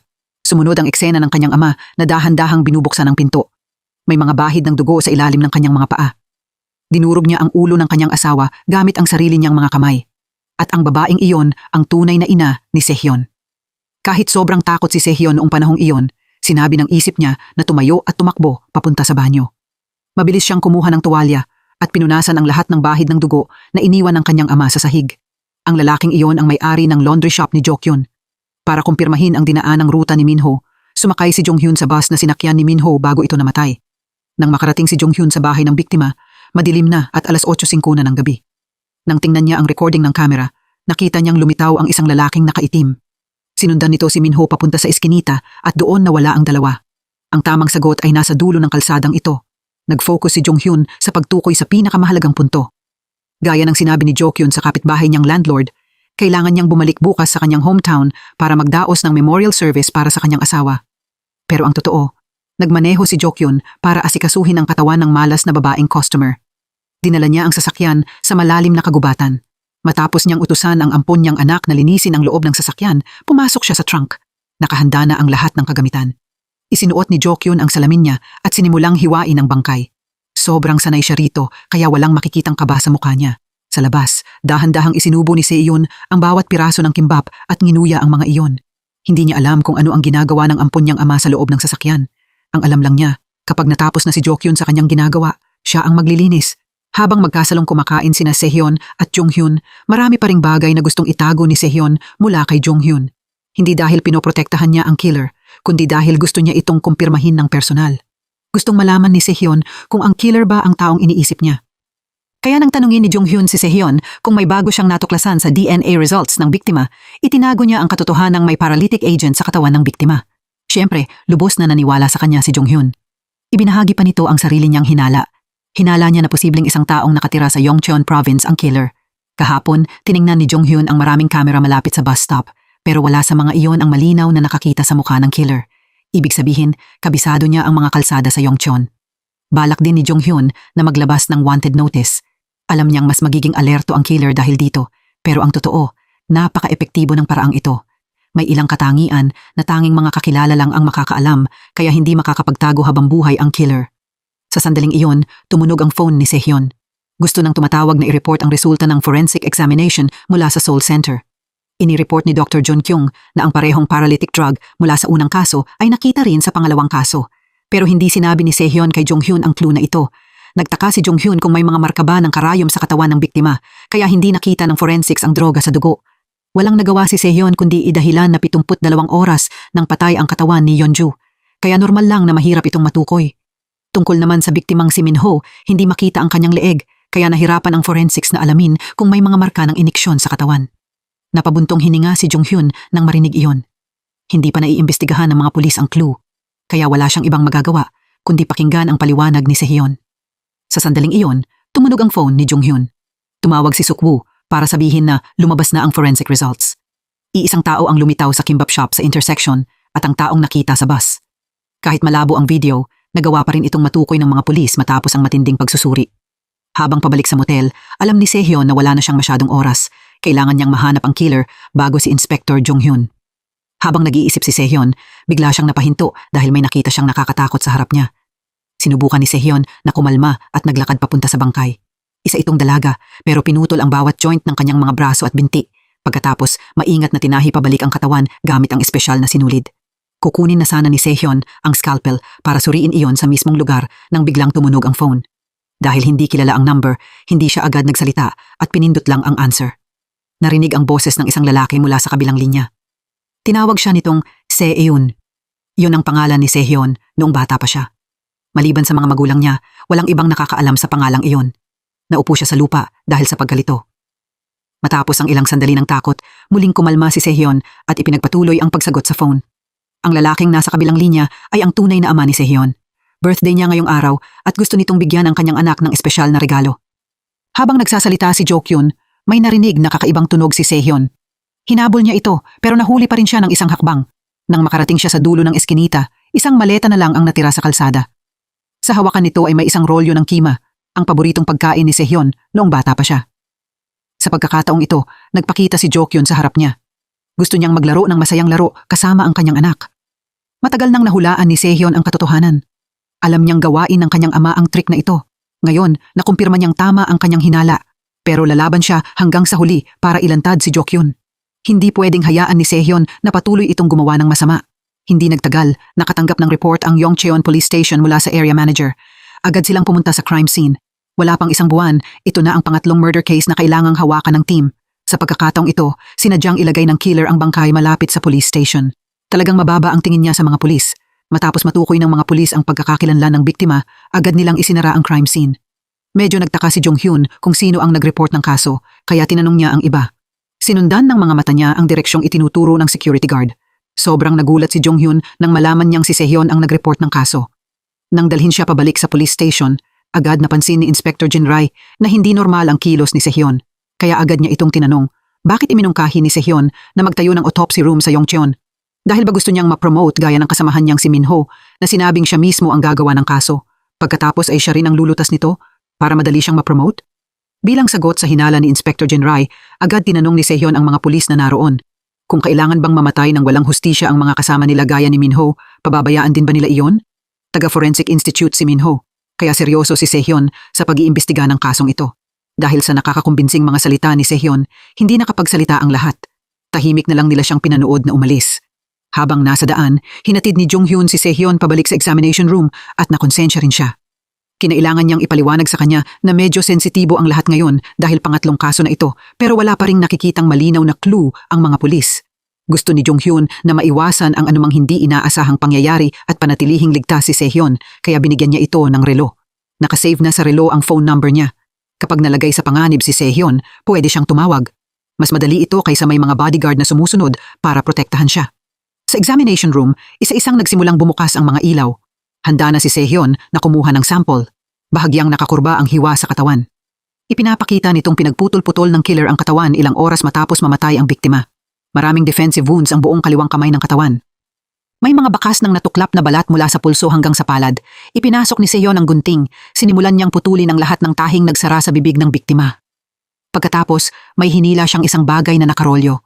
Ibinaba ni Sehyon ang sipit at binuksan ang bagay para makita ito. Nakita niyang larawan niya iyon noong bata pa siya. Napunit ang kabilang kalahati ng larawan. Sinubukan ni Sehyon na kumalma. Ibinaba niya ang larawan at sinimulang sukatin ang laki nito. Sa labas ng examination room, sabik si Jung-hyun na makita kung ano ang nahanap niya. Kinuha ni Sehyon ang kalahati ng larawan. Lumapit siya sa glass door at itinaas iyon para makuhanan ni Jung-hyun ng litrato. Makikita na ngayon sa mukha niya ang pagod. Kahit masayang nagsasalita si Jung-hyun, walang ipinakitang excitement si Sehyon. Malalim lang niyang iniisip ang larawan. Pakiramdam ni Jung-hyun, parang sinadyang mag-iwan ng maraming mensahe ang killer. Sa pangatlong kaso, ang mensahe ay ang larawan at siguradong may malaking kaugnayan sa krimen ang batang nasa loob nito. Makikita rin ang dagat sa likod ng larawan. May nakitang sodium sa lupa sa crime scene ni Yeonju na nangangahulugang lugar na maraming asin ang pinangyarihan ng krimen. May nakita ring bleach at isang piraso ng plastic mula sa scrubbing brush sa katawan ni Yeonju. Nakita rin ang parehong bleach sa katawan ni Minho. Sa sandaling iyon, may naalala si Jung-hyun. Isa itong kasong iprinisinta niya noon sa school. Noong taong 1900 at 1999, may nangyaring pagpatay sa Cheonggun Port. Tinawag itong Blue Barrel Case. May uri ng asul na barrel na ginagamit sa paglilinis o pagbabad ng kimchi. May natagpo ang bangkay ng tao sa loob ng barrel. Noong panahong iyon, pinagputol-putol ang katawan at pinunasan gamit ang bleach. Tinanong ni Jung-hyun si Sehyon tungkol sa opinyon niya sa paraan ng killer sa tatlong kasong ito. Hindi sinasadyang nag-react si Sehyon. Sinabi niyang hindi pwedeng isama ang Blue Barrel Case sa tatlong kasong ito dahil walang sinulid na nakita sa crime scene. Pakiramdam ni Jung-hyun, tama ang sinabi niya dahil wala talagang detalye sa kasong iyon na tinahi ng killer pabalik ang katawan gamit ang sinulid. Pero naalala niyang habang iniimbestigahan ang Blue Barrel Case, nakakita ang forensics ng substance na nagpaparalisa sa muscles. Kung makakakita rin ang forensics ng droga na may katulad na sangkap sa pagkakataong ito, malaki ang posibilidad na iisang killer ang gumawa sa 4 na kasong ito. Biglang tinanong ni Jung-hyun kung kailan lalabas ang DNA test results at saka lang muling nag-focus si Sehyon. Aabuti ng 7 araw ang analysis na ito dahil may mga bakas sa larawan na nilinis gamit ang film cleaning solution. Kapag may nakitang DNA pero walang control sample, wala rin itong silbi. Sobrang nag-aalala si Jung-hyun dahil isa itong serial murder case. Kapag kinailangang maghintay ng 7 araw ang mga pulis, posibleng may mapatay na namang tao ang killer.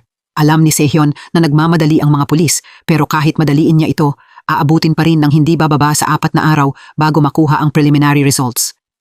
Alam ni Jung-hyun na hindi niya pwedeng pahirapan si Sehyon, kaya umasa na lang siyang gagawin nito ang lahat para tulungan siya. Sandaling tumigil si Jung-hyun at saka napansing may mali.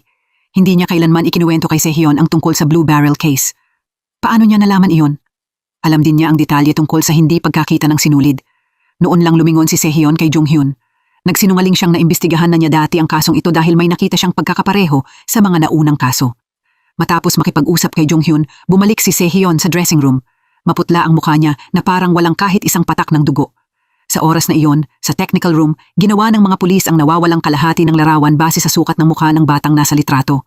Mabilis na inilabas ng reconstruction machine ang mukha nito bilang isang matanda. Sa conference room, mag-isang nakikipagtalo si Jung-hyun sa lahat. Para sa kanya, malaki ang posibilidad na ang batang nasa larawan ang sentro ng kaso. Hindi basta-basta ilalagay ng killer ang larawan ng batang babae sa katawan ng biktima ng walang dahilan. Sa ngayon, hindi pa natutukoy kung kanino ang fingerprints. Malaki ang posibilidad na sa isang menor de edad ang mga fingerprint. Para kay Inspector Jinray, kung nawawalang bata o isang babaeng nasa hustong gulang ang hinahanap nila, siguradong napakaraming kailangang imbestigahan. Sa 4 na tao lang, hindi nila kayang suriin ang lahat. Dahil dito, nakaisip si Jong Hyun ng planong imbestigahan ulit ang mga lumang kaso, lalo na ang Blue Barrel case noong 1900 at 1979. Ang paraan ng pagpahid ng bleach sa katawan at pagputol sa mga joint ay halos kapareho ng 3 bagong kaso. Pero bago pa niya matapos ang sinasabi, pinutol siya ni Chief Jong-soo. Talagang sumakit ang ulo niya dahil patuloy na nagsasalita ng walang saysay si Jong Hyun at hindi nagpo-focus sa pangunahing punto. Kahit walang sumusuporta kay Jong Hyun, matigas pa rin niyang pinag-aralan ulit ang Blue Barrel case noong taong iyon. Nang tingnan niya ang larawan ng maliit na batang babae, nagmamadaling binuksan ni Suk-woo ang pinto at pumasok. Dala niya ang facial reconstruction mula sa engineering department. Pagkakita ni Jong Hyun sa larawan, agad niyang naramdaman na pamilyar ang reconstructed face. At ganoon din ang naramdaman ng lahat ng miyembro ng team. Nang hapong iyon, mag-isang pumunta si Sehyeon sa bahay na tinitirhan niya noong bata pa siya. Pininturahan ng pink ang buong loob nito. Sa gitna ng silid ay may librong tungkol sa human anatomy. Sa tabi nito ay may ilang surgical instruments. Nang kunin ni Sehyeon ang libro, may narinig siyang ingay sa likod niya. Pagkatapos noon, pumasok ang batang si Sehyeon. Nang makita niya ang estranghero, mabilis niyang tinawag ang kanyang ama at tumakbo palabas. Hindi na malayang sumunod din si Sehyeon sa kanya. Pagkakita ni Jokyeon kay Sehyeon, nagmadali siyang lumapit at niyakap ang kanyang anak. Noong araw na iyon, nahulog siya mula sa bangin, pero maswerte si Jokyeon na iniligtas siya ng isang taong pumunta sa gubat para kumuha ng gamot, kaya hindi siya namatay. Hindi inakala ni Jokyeon na makikita pa niya ulit ang kanyang anak ng ganoon. Pero walang makitang emosyon sa mukha ni Sehyeon. Sinabi niyang mas tamang tawagin siyang assistant nito pero hindi niya kayang amining anak siya nito. Habang mas tinitingnan ni Sehyeon ang leeg ni Jokyeon, mas gusto niyang gumamit ng kutsilyo para hiwain at patayin siya roon mismo. Pero hanggang isip lang ang kaya niyang gawin, hindi niya ito maisagawa. Habang nag-uusap silang dalawa, patuloy na hinihikayat ni Jokyeon si Sehyeon na bumalik sa kanya. Sinabi niyang magsasama silang muli gaya ng dati. Habang mas nakikinig siya, mas lalo siyang natatakot sa amang ito. Inilabas niya ang kutsilyo mula sa kanyang bulsa. Nagdesisyon si Sehyeon na tapusin ang buhay nito pero masyado siyang mahina para gawin iyon. Sa oras na iyon patuloy na binabanggit ni Jokyeon si Eun-seo. Sobrang nabalisa si Sehyeon dahil dito. Patuloy niyang itinaas ang kutsilyo at inatake si Jokyeon. Pero bago pa may magawa si Sehyeon sa kanya, binaril siya sa likod ni Sehyeon. Mabilis na umepekto ang pampamanhid. Agad siyang nawalan ng malay. Nang magising si Sehyeon, nakita niyang nakahiga siya sa gitna ng pulang dugo. Nataranta siya at naalala kung bakit siya nakahiga roon. Posibleng matapos siyang barilin ni Sehyeon gamit ang pampamanhid, kinaladkad siya ni Jokyeon papasok sa bahay. Sa loob ng berdeng kahon ay may walang lamang lata ng pulang pintura. Lumalabas na pintura pala ang pulang bagay, hindi dugo. Posibleng may espesyal na dahilan kaya hindi pinatay ni Jokyeon si Sehyeon. Kahit hindi niya ito sinaktan, kinuha niya ang lahat ng personal na gamit ni Sehyeon. Maingat niyang itinago ang mga iyon sa isang kahon. Sa oras na iyon, sa Yongcheon Police Station, si Suk-woo ang unang nakapansin na kamukhang-kamukha ni Sehyeon, ang taong nasa larawan, lalo na ang mga mata nito. Talagang walang pinagkaiba ang mga iyon sa mga mata niya. Pero para kay Inspector Jinray, parang walang mata si Suk-woo. Sinabi niyang napakatangos ng ilong ni Sehyeon. Paano siya magiging kamukha ng taong nasa larawan? Pero hindi alam ng mga tao na nagpa-plastic surgery siya, kahit ang pangalang Sehyeon ay bago lang. Samantala, pagdating ni Sehyeon sa bahay, agad siyang nagmadaling pumasok sa banyo. Gusto niyang gumamit ng tubig para hugasan ang pulang pintura. Pagkatapos, gumamit siya ng basahan para punasan ang pintura sa sahig. Sa oras na iyon, muling lumitaw sa isip niya ang mga larawan ni Jokyeon. Isa itong masakit na alaala na hinding-hindi makakalimutan ni Sehyeon. Habang mas nag-iimbestiga si Jong Hyun, mas lalo niyang naramdamang wala siyang mapuntahan. Walang anumang pagkakapareho sa pagitan ng mga biktima. Hindi rin nagtutugma ang kanilang mga kakilala. Sa sandaling iyon, biglang naalala ni Suk-woo na may parehong pinanggalingan sa financial records ang una at pangatlong biktima. Pareho silang nakapunta sa laundry shop ni Jokyeon pero pampublikong lugar iyon. Pwedeng pumunta roon ang kahit sino kaya normal lang ang pagkakatulad na ito. Pero niyaya pa rin ni Changjin si Jong Hyun na pumunta roon. Baka may makita silang kapakipakinabang na impormasyon. Pagkapasok nilang dalawa sa shop, agad na binigyang pansin ni Jong Hyun ang bawat detalye roon. Nang tanungin si Jokyeon tungkol sa kanyang pilay na binti, kahit mukhang masaya siya, nang tingnan siya ni Jong Hyun sa salamin, naramdaman niyang hindi mabuting tao si Jokyeon. Pero sa isip ng lahat, isa pa rin siyang napakabait at palakaibigang lalaki. Mukhang nahihiya si Changjin na abalahin si Jokyeon ng ganoon. Si Jong Hyun lang ang hindi nagpakita ng respeto. Tumingin siya papunta sa laundry room at gusto niyang pumasok para tingnan iyon. Kahit ayaw ni Jokyun, hindi niya matanggihan ang hiling nito. Matapos lang mabilis na tumingin sa paligid, naramdaman ni Jonghyun na may mali. Umupo siya sa tabi ng isang palanggana. Binuksan niya iyon at nakakita ng bucket hat. Sa sandaling iyon, biglang lumitaw si Jokyun mula sa kung saan. Masigla pa nitong tinanong si Jonghyun kung may nahanap ba siya. Dahil kinailangan pang lumapit ng may-ari ng bahay para magtanong, napagtanto ni Jonghyun na hindi na niya pwedeng ipagpatuloy ang paghahanap. Habang paalis sila, pinaalalahanan siya ni Changjin. Sinabi niyang sa susunod, magdala siya ng isang bagay bilang paghingi ng tawad kay Jokyun. Bumisita lang sila ngayon, pero hinalughog ni Jonghyun ang bahay nito ng ganoon, kaya medyo bastos iyon. Pero nanatiling kalmado si Jonghyun. Humiling siyang imbestigahan ang may-aring si Jokyun. Kung tutuusin, kakilala siya ng mga biktima. Marami ring bleach at karayom sa laundry shop. Marami ring ginagamit doon ng mga plastic na gamit tulad ng mga palanggana at scrubbing brush. Natawa si Changjin nang marinig iyon. Pakiramdam niya, masyadong mapaghinala si Jonghyun. Lahat ng bahay ay may ganoong mga gamit. Kung sa mga bagay lang na iyon ibabase ang investigasyon, malamang ay hahalughugin din ang bahay ni Changjin. Pakiramdam pa rin ni Jonghyun na may mali. Pagkatapos magsalita, inilabas niya ang isang clip mula sa kamera ng bus at ipinakita iyon kay Changjin. Siguradong halos 70% ang pagkakahawig ng lalaki kay Jokyun. Ang problema lang, hindi malinaw na makita ang mukha ng taong nasa bus at napakabilis kumilos ng kanyang mga binti. Nang gabing iyon, nang makauwi si Sehyon, nakatanggap siya ng tawag mula kay Jokyun. Gusto nitong malaman kung ligtas bang nakauwi ang kanyang anak. Halatang hindi komportable si Sehyon. Ngayon, alam na niya kung bakit isiniksik nito ang larawan sa katawan ng biktima. Nagkalat na ngayon sa mga kalsada ng Yongcheon ang sketches ng mukha ni Sehyon. Galit niyang tinanong si Jokyun kung kailangan ba talaga nitong umabot ng ganito kalayo. Nanatiling kalmado si Jokyun. Sinabi niyang kaya pa niyang gumawa ng mas marami. Ang lahat ay nakadepende sa ugali ng kanyang anak. May biglang naisip si Sehyon. Sinabi niyang hahanap siya ng ibang taong ipapalit bilang killer. Kahit si Jokyun mismo ay hindi inakalang biglang magbabago si Sehyon. Posible bang natakot niya ito dahil inilabas niya ang mga larawan nito noong bata pa? Ngayon, nagdesisyon na siyang tulungan si Jokyun. Kapag sinimulan ni Sehyon ang planong ito, ilalagay niya ang DNA ng ibang tao sa biktima at gagawa ng bagong suspek. Ibig sabihin, lilinisin niya ang lahat ng ginawa ni Jokyun. Kasabay nito, humiling si Sehyon na pagkatapos ng kaso, wala na silang magiging kinalaman sa isa't isa. Para kay Jokyun, maganda ang kasunduang ito at maghahanda siya ng target na aasikasuhin ni Sehyon. Ang taong iyon ay si Hyung-jo na binabantayan ng mga pulis at siya ring maling na aresto sa nakaraang kaso. Ang misyon ni Sehyon ay pumunta sa bahay nito. Pagkatapos, kukuha siya ng isang bagay na may DNA ni Hyung-jo at ibibigay iyon kay Jokyun. Ilalagay niya iyon sa pinagputol-putol na katawan ni Minho at itatapon ito. Pagkatapos, gagawin ni Sehyon ang autopsy at aalamin ang pagkakakilanlan ng sospek. Maghahanda rin si Jokyun ng sasakyan para sa kanya. Kinabukasan ng gabi, mabilis na kumilos si Sehyon. Pagkapasok niya sa bahay ni Hyung-jo, agad niyang binuksan ang pinto ng banyo. Pagkatapos, inilagay niya ang sample ng buhok ni Hyung-jo sa isang zip bag. Nang paalis na si Sehyon, nag-text si Jokyun at inutusan siyang ayusin ang mga naiwan. Nagulat si Sehyon at bumalik. Pumasok siya sa bedroom at nakitang pinatay na ni Jokyun si Hyung-jo, pero naiwan pa rin doon ang mga gamit nito. Binuksan ni Sehyon ang ilaw at nagmasid ng ilang sandali. Hindi niya alam na hindi papatay si Hyung-jo at wala lang itong malay. Hinawakan nito ang tiyan at ginamit ang lahat ng lakas para atakihin siya. Kahit malubha ang mga sugat ni Hyung-jo, lalaki pa rin siya, kaya madali niyang natalo si Sehyon. Nang tanggalin ni Hyung-jo ang maskara niya, nakilala niya itong batang forensic doctor na madalas lumalabas sa TV. Dahil natuklasan na ni Hyung-jo si Sehyon, wala siyang ibang magagawa kundi patayin ito. Patuloy na dumami ang dugong umaagos mula sa ulo ni Hyung-jo.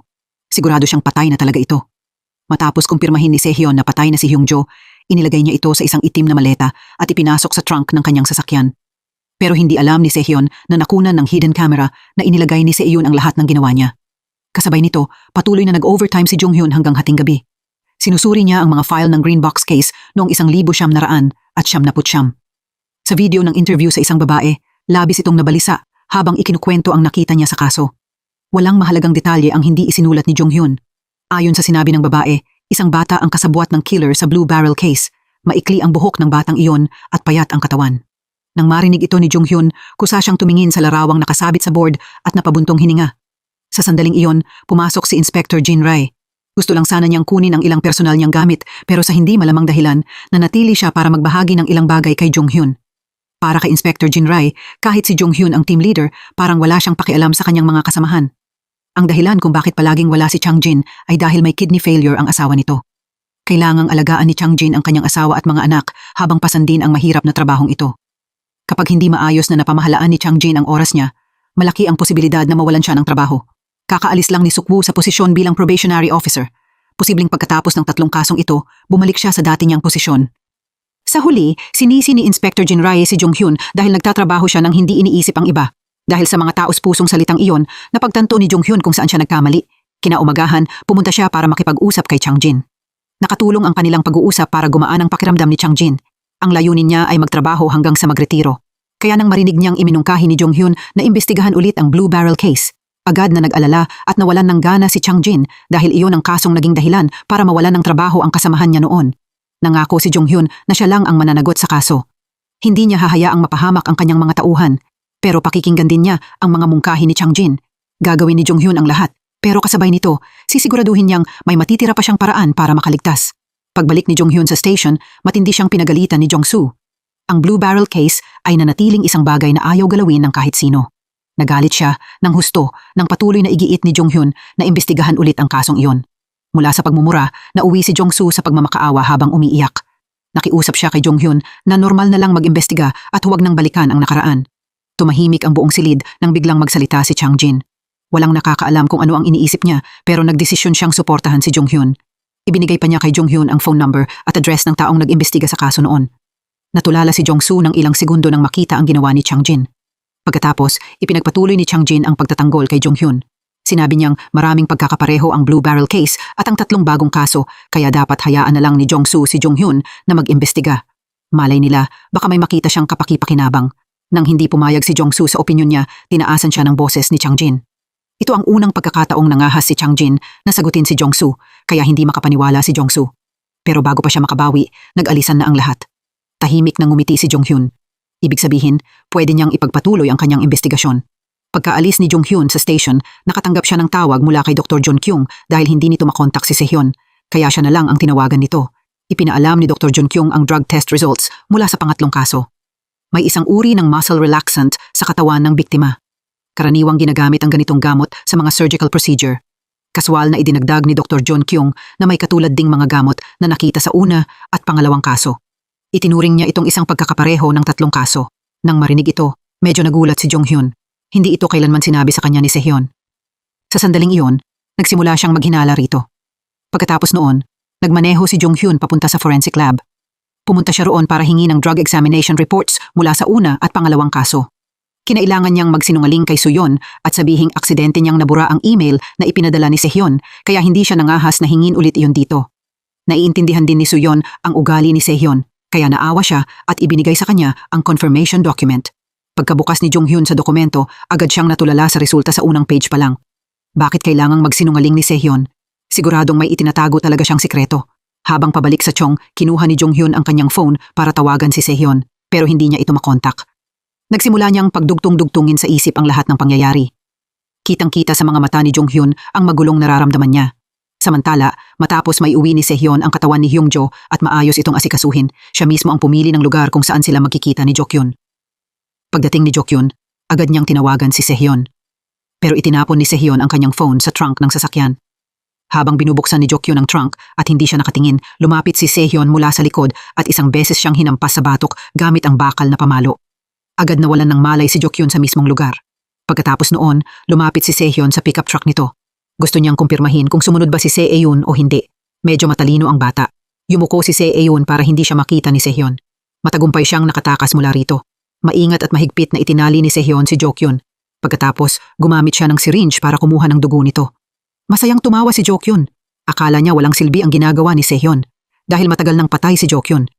Paano makakagawa ng krimen ang isang patay na tao? Pero pinagplanuhan na ni Sehyon ang lahat. Gusto lang niyang ilagay ang DNA nito sa bangkay ni Hyungjo. Sa huli, kahit mahanap ng mga pulis si Jokyun, makikita pa rin nila itong patay na. Pagkasabi noon, hinila niya ang lubid para sakalin si Jokyun. Pero sa sandaling iyon, patuloy na bumusina ng malakas ang pickup truck. Walang nagawa si Sehyon kundi pakawalan muna si Jokyun para asikasuhin ang agarang problema. Matapos basagin ni Sehyon ang bintana ng sasakyan gamit ang bakal na pamalo, nagulat siyang makitang kalmadong nakaupo roon si Sehyon. Kalmadong nagtinginan silang dalawa. Sa sandaling iyon, alam ni Sehyon na talagang natalo na siya. Sa loob lang ng 2 minuto, nagawa ng makawala ni Jokyun sa pagkakatali. Dahan-dahan siyang lumapit kay Sehyon at malakas siyang sinampal. Nang hawakan ni Jokyun si Sehyon sa leeg, isang security guard na nakarinig sa ingay ang nagmadaling lumapit. Sinamantala rin ni Sehyon ang pagkakataon para mabilis na tumakas. Pagdating ni Sehyon sa bahay, nakita niya ang isang berdeng palanggana na nakalagay sa gitna ng silid. Biglang namatay ang bombilya. Nagsimulang lumitaw ang mga ilusyon sa isip ni Sehyon. Patuloy na umalingaw-ngaw sa isip niya ang boses ni Jokyun na halos magtulak sa kanya sa pagkabaliw habang sinusubukan niyang makatakas sa sitwasyong ito. Buong lakas na nagpumigla si Sehyon. Sa huli, gumamit siya ng piraso ng sirang balde para saksakin ang ilusyon. Pagkatapos, mabilis siyang tumakbo palabas. Patuloy na tumakbo si Sehyon habang natatakot na hinahabol siya ni Jokyun mula sa likod. Kitang-kita ang takot sa kanyang mukha. Sa dulo ng kalsada, biglang lumitaw si Jonghyun. Mabilis itong tumakbo papunta kay Sehyon. Sa puntong iyon, wala na siyang lakas para magpatuloy. Bumagsak siya sa mismong lugar. Tinulungan ni Jonghyun si Sehyon na makapasok sa bahay. Habang naliligo siya, sinamantala ni Jonghyun ang pagkakataon para lumabas at bumili ng gamot. Pagbalik ni Jonghyun sa bahay ni Sehyon, napansin niya ang maraming kahina-hinalang bagay pero hindi niya ito direktang tinanong. Nang lumabas si Sehyon mula sa banyo, maingat na binalutan ni Jonghyun ang sugat sa kanyang binti. Gusto pa nga niyang tumulong sa paglilinis ng bahay pero pinaupo lang siya ni Sehyon. Pagkatapos, nag-usap silang dalawa. Pinag-usapan nila ang dahilan kung bakit nila pinili ang kanilang propesyon. Pinayuhan siya ni Sehyon na anuman ang mangyari, hindi niya dapat sukuan ang kanyang layunin. Bahagyang pinikit ni Jonghyun ang kanyang mga mata. Sinubukan niyang intindihin kung ano talaga ang gustong sabihin ni Sehyon sa mga salitang iyon. Sa sandaling iyon, may dumating na mensahe mula sa technical department. Nasuri na ang larawang kinuha mula sa katawan ng pangatlong biktima. Kinuha iyon sa Cheonggun Port. Sa mismong sandaling iyon, may napagtanto si Jonghyun. Nagsimula nang lumabas ang mga unang clue ng kaso. Kinaumagahan, nang bumalik si Jonghyun sa station, pinapagalitan ng chief ang mga miyembro ng kanyang team. Pero nang malaman ng chief na may kaunting progreso na sa kaso, medyo kumalma siya. Bago umalis, binigyan ng chief ang buong team ng 1 linggo para mahuli ang suspek. Pakiramdam ni Jong-soo, nahihirapan si Jonghyun sa investigasyon kaya iminungkahi niyang humingi ito ng tulong kay Jin-woo. Senior ni Jonghyun si Jin-woo sa South dahil alam ni Jong-soo na kung patuloy na ipipilit ng team ni Jonghyun na sila lang ang mag-iimbestiga, walang makapagsasabi kung kailan malulutas ang kaso. Sa sandaling iyon, pinayuhan ni Chang-jin si Jonghyun na sundin ang mungkahi ni Jong-soo dahil maganda at pinakapraktikal itong ideya. Pagkaalis ni Jonghyun sa station, agad niyang naalala ang ekspresyon ni Sehyon noong nakaraang araw. Pakiramdam niya, may sinusubukan itong itago. Pagkatapos noon, inilabas ni Jonghyun ang phone niya at tinawagan si Sehyon pero hindi ito sumagot. Samantala, katatapos lang niyang linisin ang mga natirang bagay mula noong nakaraang araw. Pagkatapos, itinapon niya ang mga iyon. May mahalaga ring kailangang gawin si Sehyon ngayong araw ang bumalik sa Forensics Institute sa Seoul. Ginamit niyang dahilan na gusto niyang suriin ang sample list at niloko ang kanyang tauhan para umalis. Pagkatapos noon, mabilis niyang inilagay ang sample ng buhok ni Jokyun sa damit ng biktima. Matapos gawin iyon, ibinalik niya ang lahat sa dating ayos at bumalik sa shared room. Doon, nakasalubong niya si Dr. John Kyung. Sinabi nitong noong araw na iyon, ipinaalam niya kay Inspector Jong-hyun na may nakitang pankaryum sa katawan ng pangatlong biktima. May ganitong droga rin sa mga biktima ng una at pangalawang kaso. Nang marinig iyon ni Sehyon, nagbago ang ekspresyon niya. Pero nagkunwari pa rin siyang walang kinalaman sa kanya ang bagay na iyon.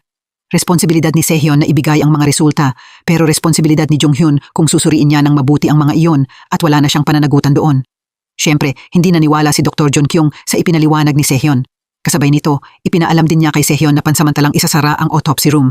Dahil naibigay na sa mga pulis ang lahat ng resulta, hindi na kailangan ang autopsy room.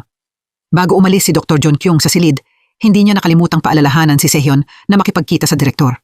Kasabay nito, nag-aalala si Jong-hyun tungkol sa kaso. Nagkataong bumalik si Jin-woo sa Chong noong araw na iyon para sa ilang gawain. Kaya sinamantala niya ang pagkakataon para makipagkita kay Jong-hyun at pag-usapan ng kaso. Naiintindihan talaga ni Jin-woo ang layunin ni Jong-hyun, pero ang isang serial murder case na walang suspek, kasama pa ang blue barrel case na wala pa ring malinaw na sagot, ay talagang napakalaking panganib. Hindi siya pwedeng magdesisyon ng mag-isa. Kailangang kusang loob na sumali ang mga kasamahan niya sa South bago magsimula ang investigasyon. At dahil napakataas ng posibilidad na mabigo ang kasong ito, kailangang pag-isipan iyon ng mabuti ng lahat.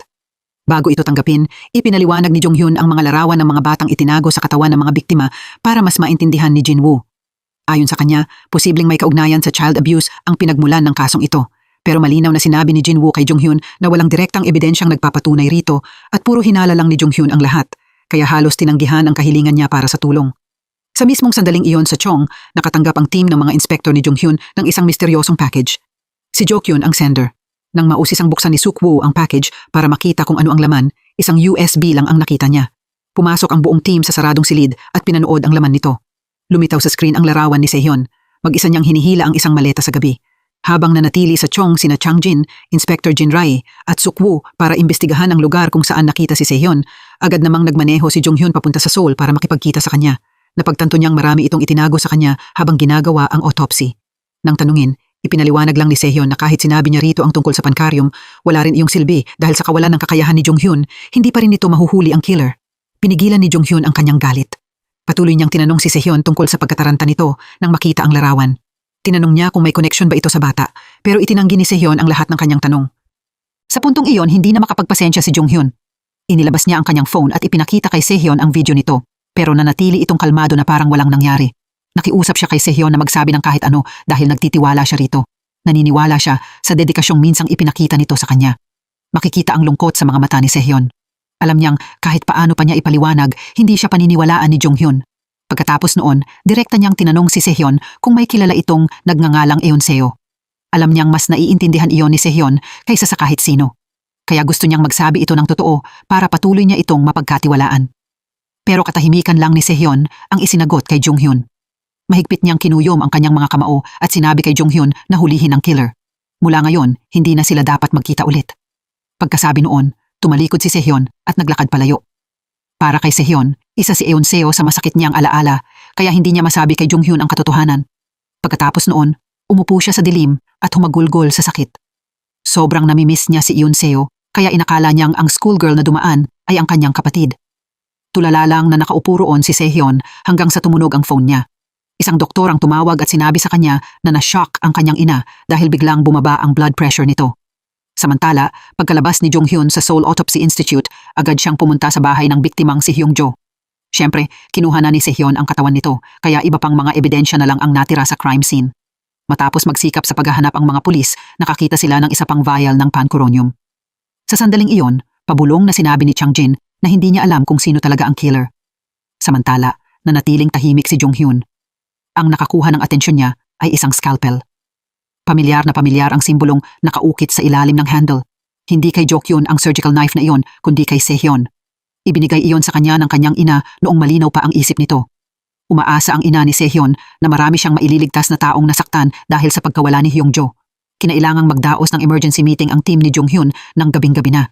Talagang sumakit ang ulo ni Jongsu dahil biglang nawala ang taong ipinapaaresto niya. At sa crime scene, may nakita na namang vial ng pancuronium. Kaya sa lahat ng 4 na kaso, ginamit ng killer ang drogang ito sa mga biktima. Sa kabilang banda, nagkataong nakita si Sehyon malapit sa lugar kung saan namatay ang biktima. Halos tugma rin ang oras ng pagpunta niya roon sa tinatayang oras ng krimen. Kahit wala pang forensic results ang mga pulis at circumstantial evidence pa lang ang hawak nila, halos malinaw na ang katotohanan. Nainis si Jongsu nang marinig ang pagsusuri ni Inspector Jinrai. Ayon sa kanya, posibleng ang ito na ang pang-4 na kaso kaya kailangan niya ng mas eksakto at mas malinaw na ebidensya. Dahil sa inis, bumaling si Jongsu kay Jonghyun. Pero hindi ito nagbigay ng anumang atensyon sa kanya. Ang totoo, si Jonghyun ang pinakamaraming iniisip. Nang tanungin siya ni Jongsu tungkol sa koneksyon ng kaso sa video, kusa niyang ipinagtanggol si Sehyon. Sinabi niyang hindi pa natutukoy kung sino ang nagpadala ng video at malamang na aksidenteng nakunan lang si Sehyon habang dumadaan. Nagkataon lang na tumugma ang oras sa tinatayang oras ng krimen. Bukod pa roon, kailangan pang kumpirmahin ng mga pulis kung ano ang nasa loob ng maleta at kung talagang nasa crime scene si Sehyon. Hindi rin nila malinaw na matukoy kung nawawala ba si Hyungjo o tumakas ito at kung biktima ba siya o ang killer. Sa sandaling iyon, may napansing mahalagang detalye si Inspector Jinrai. Hindi madaling makuha ang pancuronium. Kaya posible talagang may kinalaman si Sehyon sa pagkamatay ni Hyungjo. Pagkatapos noon, sinimula ni Jonghyun na ilatag ang plano ng investigasyon. Una, kailangang alamin ng mga pulis ang mga pinuntahan ni Hyungjo at Sehyon noong araw na nangyari ang insidente. Kapag nakuha na nila ang resulta ng mga ebidensyang nakolekta sa crime scene, saka siya gagawa ng mas malinaw na investigation plan. Pagsapit ng bukas, makukuha na nila ang crime scene analysis results. Sa mismong sandaling iyon, tumawag si Dr. Suyon. Dahil madaling suriin ang dugo, iyon ang unang lumabas na resulta. Kay Hyungjo ang lahat ng dugong nasa sahig at anit, lalo na iyong nasa scalpel na ipinadala ni Jonghyun.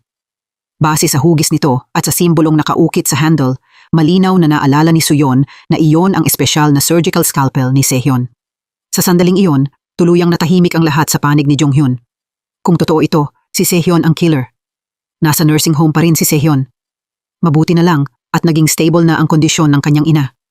Pagkaalis ng nurse, marahang hinawakan ni Sehyon ang kamay ng kanyang ina. Naalala niya ang kanyang kapatid na si Unseo.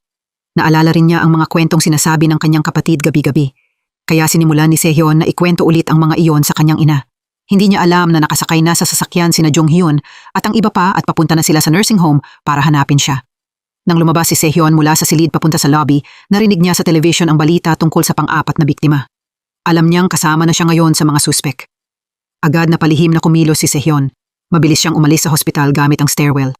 Dumating na rin si Jong-hyun sa hospital. Nakita niya sandali ang isang pamilyar na tao. Kaya inutusan niya si Chang-jin na pangunahan ang iba papunta sa patient room habang hinabol niya si Sehyun. Pero hindi pa rin niya ito naabutan at tuluyan niya itong nawala. Sa puntong iyon, napilitan si Jong-hyun na magtanong sa mga staff ng hospital. Bumalik sina Inspector Jin Rai at Suk-woo sa Chong para halughugin ang bahay ni Sehyun at suriin din ang paligid. Matapos kumpirmahin ni na Jong-hyun at Chang-jin na wala siya sa Chong o sa Forensic Institute, agad silang pumunta sa Cheonggun Port. Base sa lokasyong natukoy mula sa larawan, naisip ni Jong-hyun na dapat silang pumunta sa bahay ng suspek sa Blue Barrel case. Hanggang sa puntong ito, naniniwala pa rin si Jong-hyun na hindi basta-basta kikilos si Sehyun. Sinunod ni Chang-jin ang direksyon niya. Kung tutuusin, hindi nila alam kung nasaan si Sehyun, kaya baka mahanap nila ito kung maghahanap sila sa iba't ibang lugar. Pakiramdam ni Chang-jin, sobrang hindi ka panipaniwala na isang forensic doctor ang kriminal, pero walang imposible. Sa kabilang panig, nagsuot ng gloves sina Inspector Jin Rai at Suk-woo, pagkatapos ay hinalughog nila ang buong bahay ni Sehyun. Matapos ang ilang sandaling paghahanap, binuksan ni Suk-woo ang pinto ng banyo at natakot. Nang makita siyang sobrang nataranta, si Inspector Jin Rai mismo ang pumasok at hinila pataas ang lubid mula sa bathtub para tingnan. Dahan-dahang lumitaw sa harap ng kanyang mga mata ang nakakatakot na bagay. Isa itong ulo ng tao na nagsisimula ng mabulok. Hindi nakayanan ni Inspector Jin Rai at nagsuka siya sa mismong lugar. Sa sandaling iyon, puno ng mga pulis ang lahat ng kalsada. Pero hindi man lang natakot si Sehyun. Nanatili siyang kalmado at nalampasan ang lahat ng police checkpoint. Kasabay nito, nakarating na sina Jong-hyun at Chang-jin sa Cheonggun Port. Pagkapasok nilang dalawa sa bahay ng suspek, nagulat sila sa isang puddle ng pulang likido. Pero nang tingnan nila itong mabuti, napagtanto nilang pintura lang pala iyon. Tiningnan ni Jong-hyun ang mga yapak sa sahig at bigla niyang naalala na noong gabing pumasok siya sa bahay ni Sehyun, nakita niyang may pulang mantsa ang sapatos nito. Pero hindi angkop ang sitwasyon noon para tanungin niya iyon. Tiningnan ulit iyon ni Jong-hyun at napansing hindi naiwan sa sahig ang pattern ng sapatos. Biglang lumitaw sa isip niya ang larawan ni Jo-kyun dahil minsan nitong itinaas ang kanyang sakong at napansin ni Jong-hyun na halos pudpud na ang heel ng sapatos nito. Samantala, iisa lang ang nasa isip ni Sehyun sa sandaling iyon, ang patayin si Jo-kyun. Sandaling tumayo si Sehyun sa labas ng shop at pagkatapos ay nagdesisyong pumasok. Nang makita ni Jo-kyun ang kanyang anak, nanatili siyang kalmado. Alam niyang napalibutan na ng mga pulis ang bahay nito at hinahanap na siya sa lahat ng kalsada. Kaya posibleng wala nang ibang mapuntahan si Sehyun. Pagkandado niya sa pinto, naglabas siya ng kutsilyo pagkatapos ay lumapit si Sehyun sa lalaking kanyang ama. Sa pagkakataong ito, determinado na siyang patayin ito. Matinding nagpambuno at naglaban ang dalawa. Sa huli, hindi pa rin nadaig ni Sehyun si Jo-kyun. Sinaksak siya nito sa kaliwang balikat. Nang makitang nagiging agresibo si Sehyun, agad na kumuha si Jo-kyun ng vial ng pancuronium mula sa drawer. Pagkatapos ay itinurok ang droga sa leeg niya, dahilan para agad mawalan ng malay si Sehyun. Pagkatapos noon, inilipat ni Sehyun si Sehyun sa ibang lugar gamit ang pickup truck. Samantala, gumawa si Jo-kyun ng peking crime scene para iligaw ang mga pulis. Pagkatanggap sa report, nagmadaling pumunta sa crime scene sina Jong-hyun at ang lahat. Sa syringe na nakolekta ng mga pulis, nakita ang fingerprints ni Sehyun kasama ang isang vial ng pancuronium. Tumingin si Jong-hyun sa paligid at may nakita siyang tsinelas na nakasiksik sa sulok ng cabinet. Nang kunin niya iyon para suriin, nakita niyang halos pudpod na ang buong heel nito. Halos kapareho ng heel ng tsinelas na ito ang footprint na nakita niya noon sa bahay ng suspek sa Blue Barrel case. Kinaumagahan, maagang nagmeeting ang team para ikumpara ang mga impormasyon. Nagulat ang lahat nang makitang walang birth record sa personal information ni Sehyun. Bago siya pumasok sa orphanage, wala talagang kahit anong record tungkol sa kanya. Sa sandaling iyon, pumasok si Jong-soo at kinumpirma ang impormasyon. Si Sehyun nga ang batang nasa larawan mula sa pangatlong kaso. Pancuronium ang drogang nasa syringe mula sa pang-apat na kaso. Ang phone at earphones na nakuha sa silid ni Sehyun ay nakumpirmang pag-aari ng pangalawa at pangatlong biktima. Bukod pa roon, nakumpirmang mula sa una at pangalawang biktima ang mga bagay na nakita sa Blue Barrel. Ito ang sandaling nagdesisyon ang mga pulis na maglabas ng nationwide wanted notice para kay Sehyun. Pero agad tumutol si Jong-hyun. Sinabi niyang kapag naglabas sila ngayon ng wanted notice, mas bababa ang posibilidad na mahuli siya. Kahapon, pumunta si Jong-hyun sa bahay ng suspek sa Blue Barrel case at kinunan ng litrato ang mga footprint sa crime scene. Ikinumpara rin niya ang mga iyon sa mga larawan ng sapatos ni Sehyun na nakuha mula sa bahay nito. Bukod sa mga footprint ni Sehyun sa Cheonggun Port, may isa pang footprint na posibleng sa isang taong sakang. Kahit hindi pa natutukoy ng mga pulis kung kanino ang footprint na iyon, isang bagay ang sigurado. Hindi nag-iisa si Sehyon noong panahong iyon. May kasama siyang ibang tao. Naintindihan ni Jong-soo ang punto ni Jong-hyun. Ipinapakita nitong may kasabwat na nakapunta sa bahay ni Sehyon. Direktang pinangalanan ni Jong-hyun si Jo-kyun, ang taong pinakahinala niya. Pilay maglakad ang lalaking iyon at nagiiwan din siya ng mga footprint na parang sakang sa sahig. Sa sandaling iyon, pumasok ang chief. Ang taong sumusunod sa kanya ay si Jin-woo, kasama ang mga kasamahan nito mula sa Nambu. Mula sa sandaling ito, opisyal na nilang susuportahan si Jong-hyun. Magtutulungan ang lahat para tugisin ang suspek na si Sehyon. Sa oras na iyon, dinala ni Sehyon si Sehyon sa isang lugar na malayo sa syudad. Kahit bata pa, natutunan na ni Sehyon ang karamihan sa survival skills ng isang matanda. Nasa itim na plastic bag, nadala niya ang mga personal na gamit ni Sehyon. Isa-isa niyang itinapon ang bawat gamit sa batis. Isang relo lang ang itinira niya. Tiningnan iyon sandali, pagkatapos ay isinuot sa kanyang pulso. Bata pa rin naman siya, kaya natutuwa siya sa mga bago at kakaibang bagay. Matapos itapon ang mga gamit, bumalik si Sehyon sa truck at kumuha ng tape para takpan ang sugat ni Sehyon dahil sinabi ni Jo-kyun sa kanya na nakatatandang kapatid niya si Sehyon. Maingat pa ring tinatrato ng bata si Sehyon. Pero habang nag-uusap sila, patuloy na nagsasalita ng masama si Sehyon tungkol kay Jo-kyun. Dahil dito, nagalit si Sehyon. Hindi na niya ito nakayanan kaya lumabas siya at ikinandado ang pinto ng sasakyan. Kasabay nito, sa Chong Station, pribadong nag-uusap sina Jong-hyun at Jin-woo. Hindi siya naniniwalang si Sehyon ang tunay na killer. Para sa kanya, maraming kakaibang bagay sa crime scene ng pang-apat na kaso. Napakalinis ng pagkakaayos sa mga crime scene ng unang 3 kaso. Pero sobrang gulo ng pang-apat na kaso na parang sinadyang palabasing si Sehyon ang may kasalanan. Kahit maikling panahon pa lang niyang kilala si Sehyon, pakiramdam ni Jong-hyun ay hindi ito ang klase ng taong magiging ganoon kapabaya. Naniniwala siyang may mali. Pero kalmadong napabuntong hininga lang si Jin-woo at tinutulan ang opinyon ni Jong-hyun.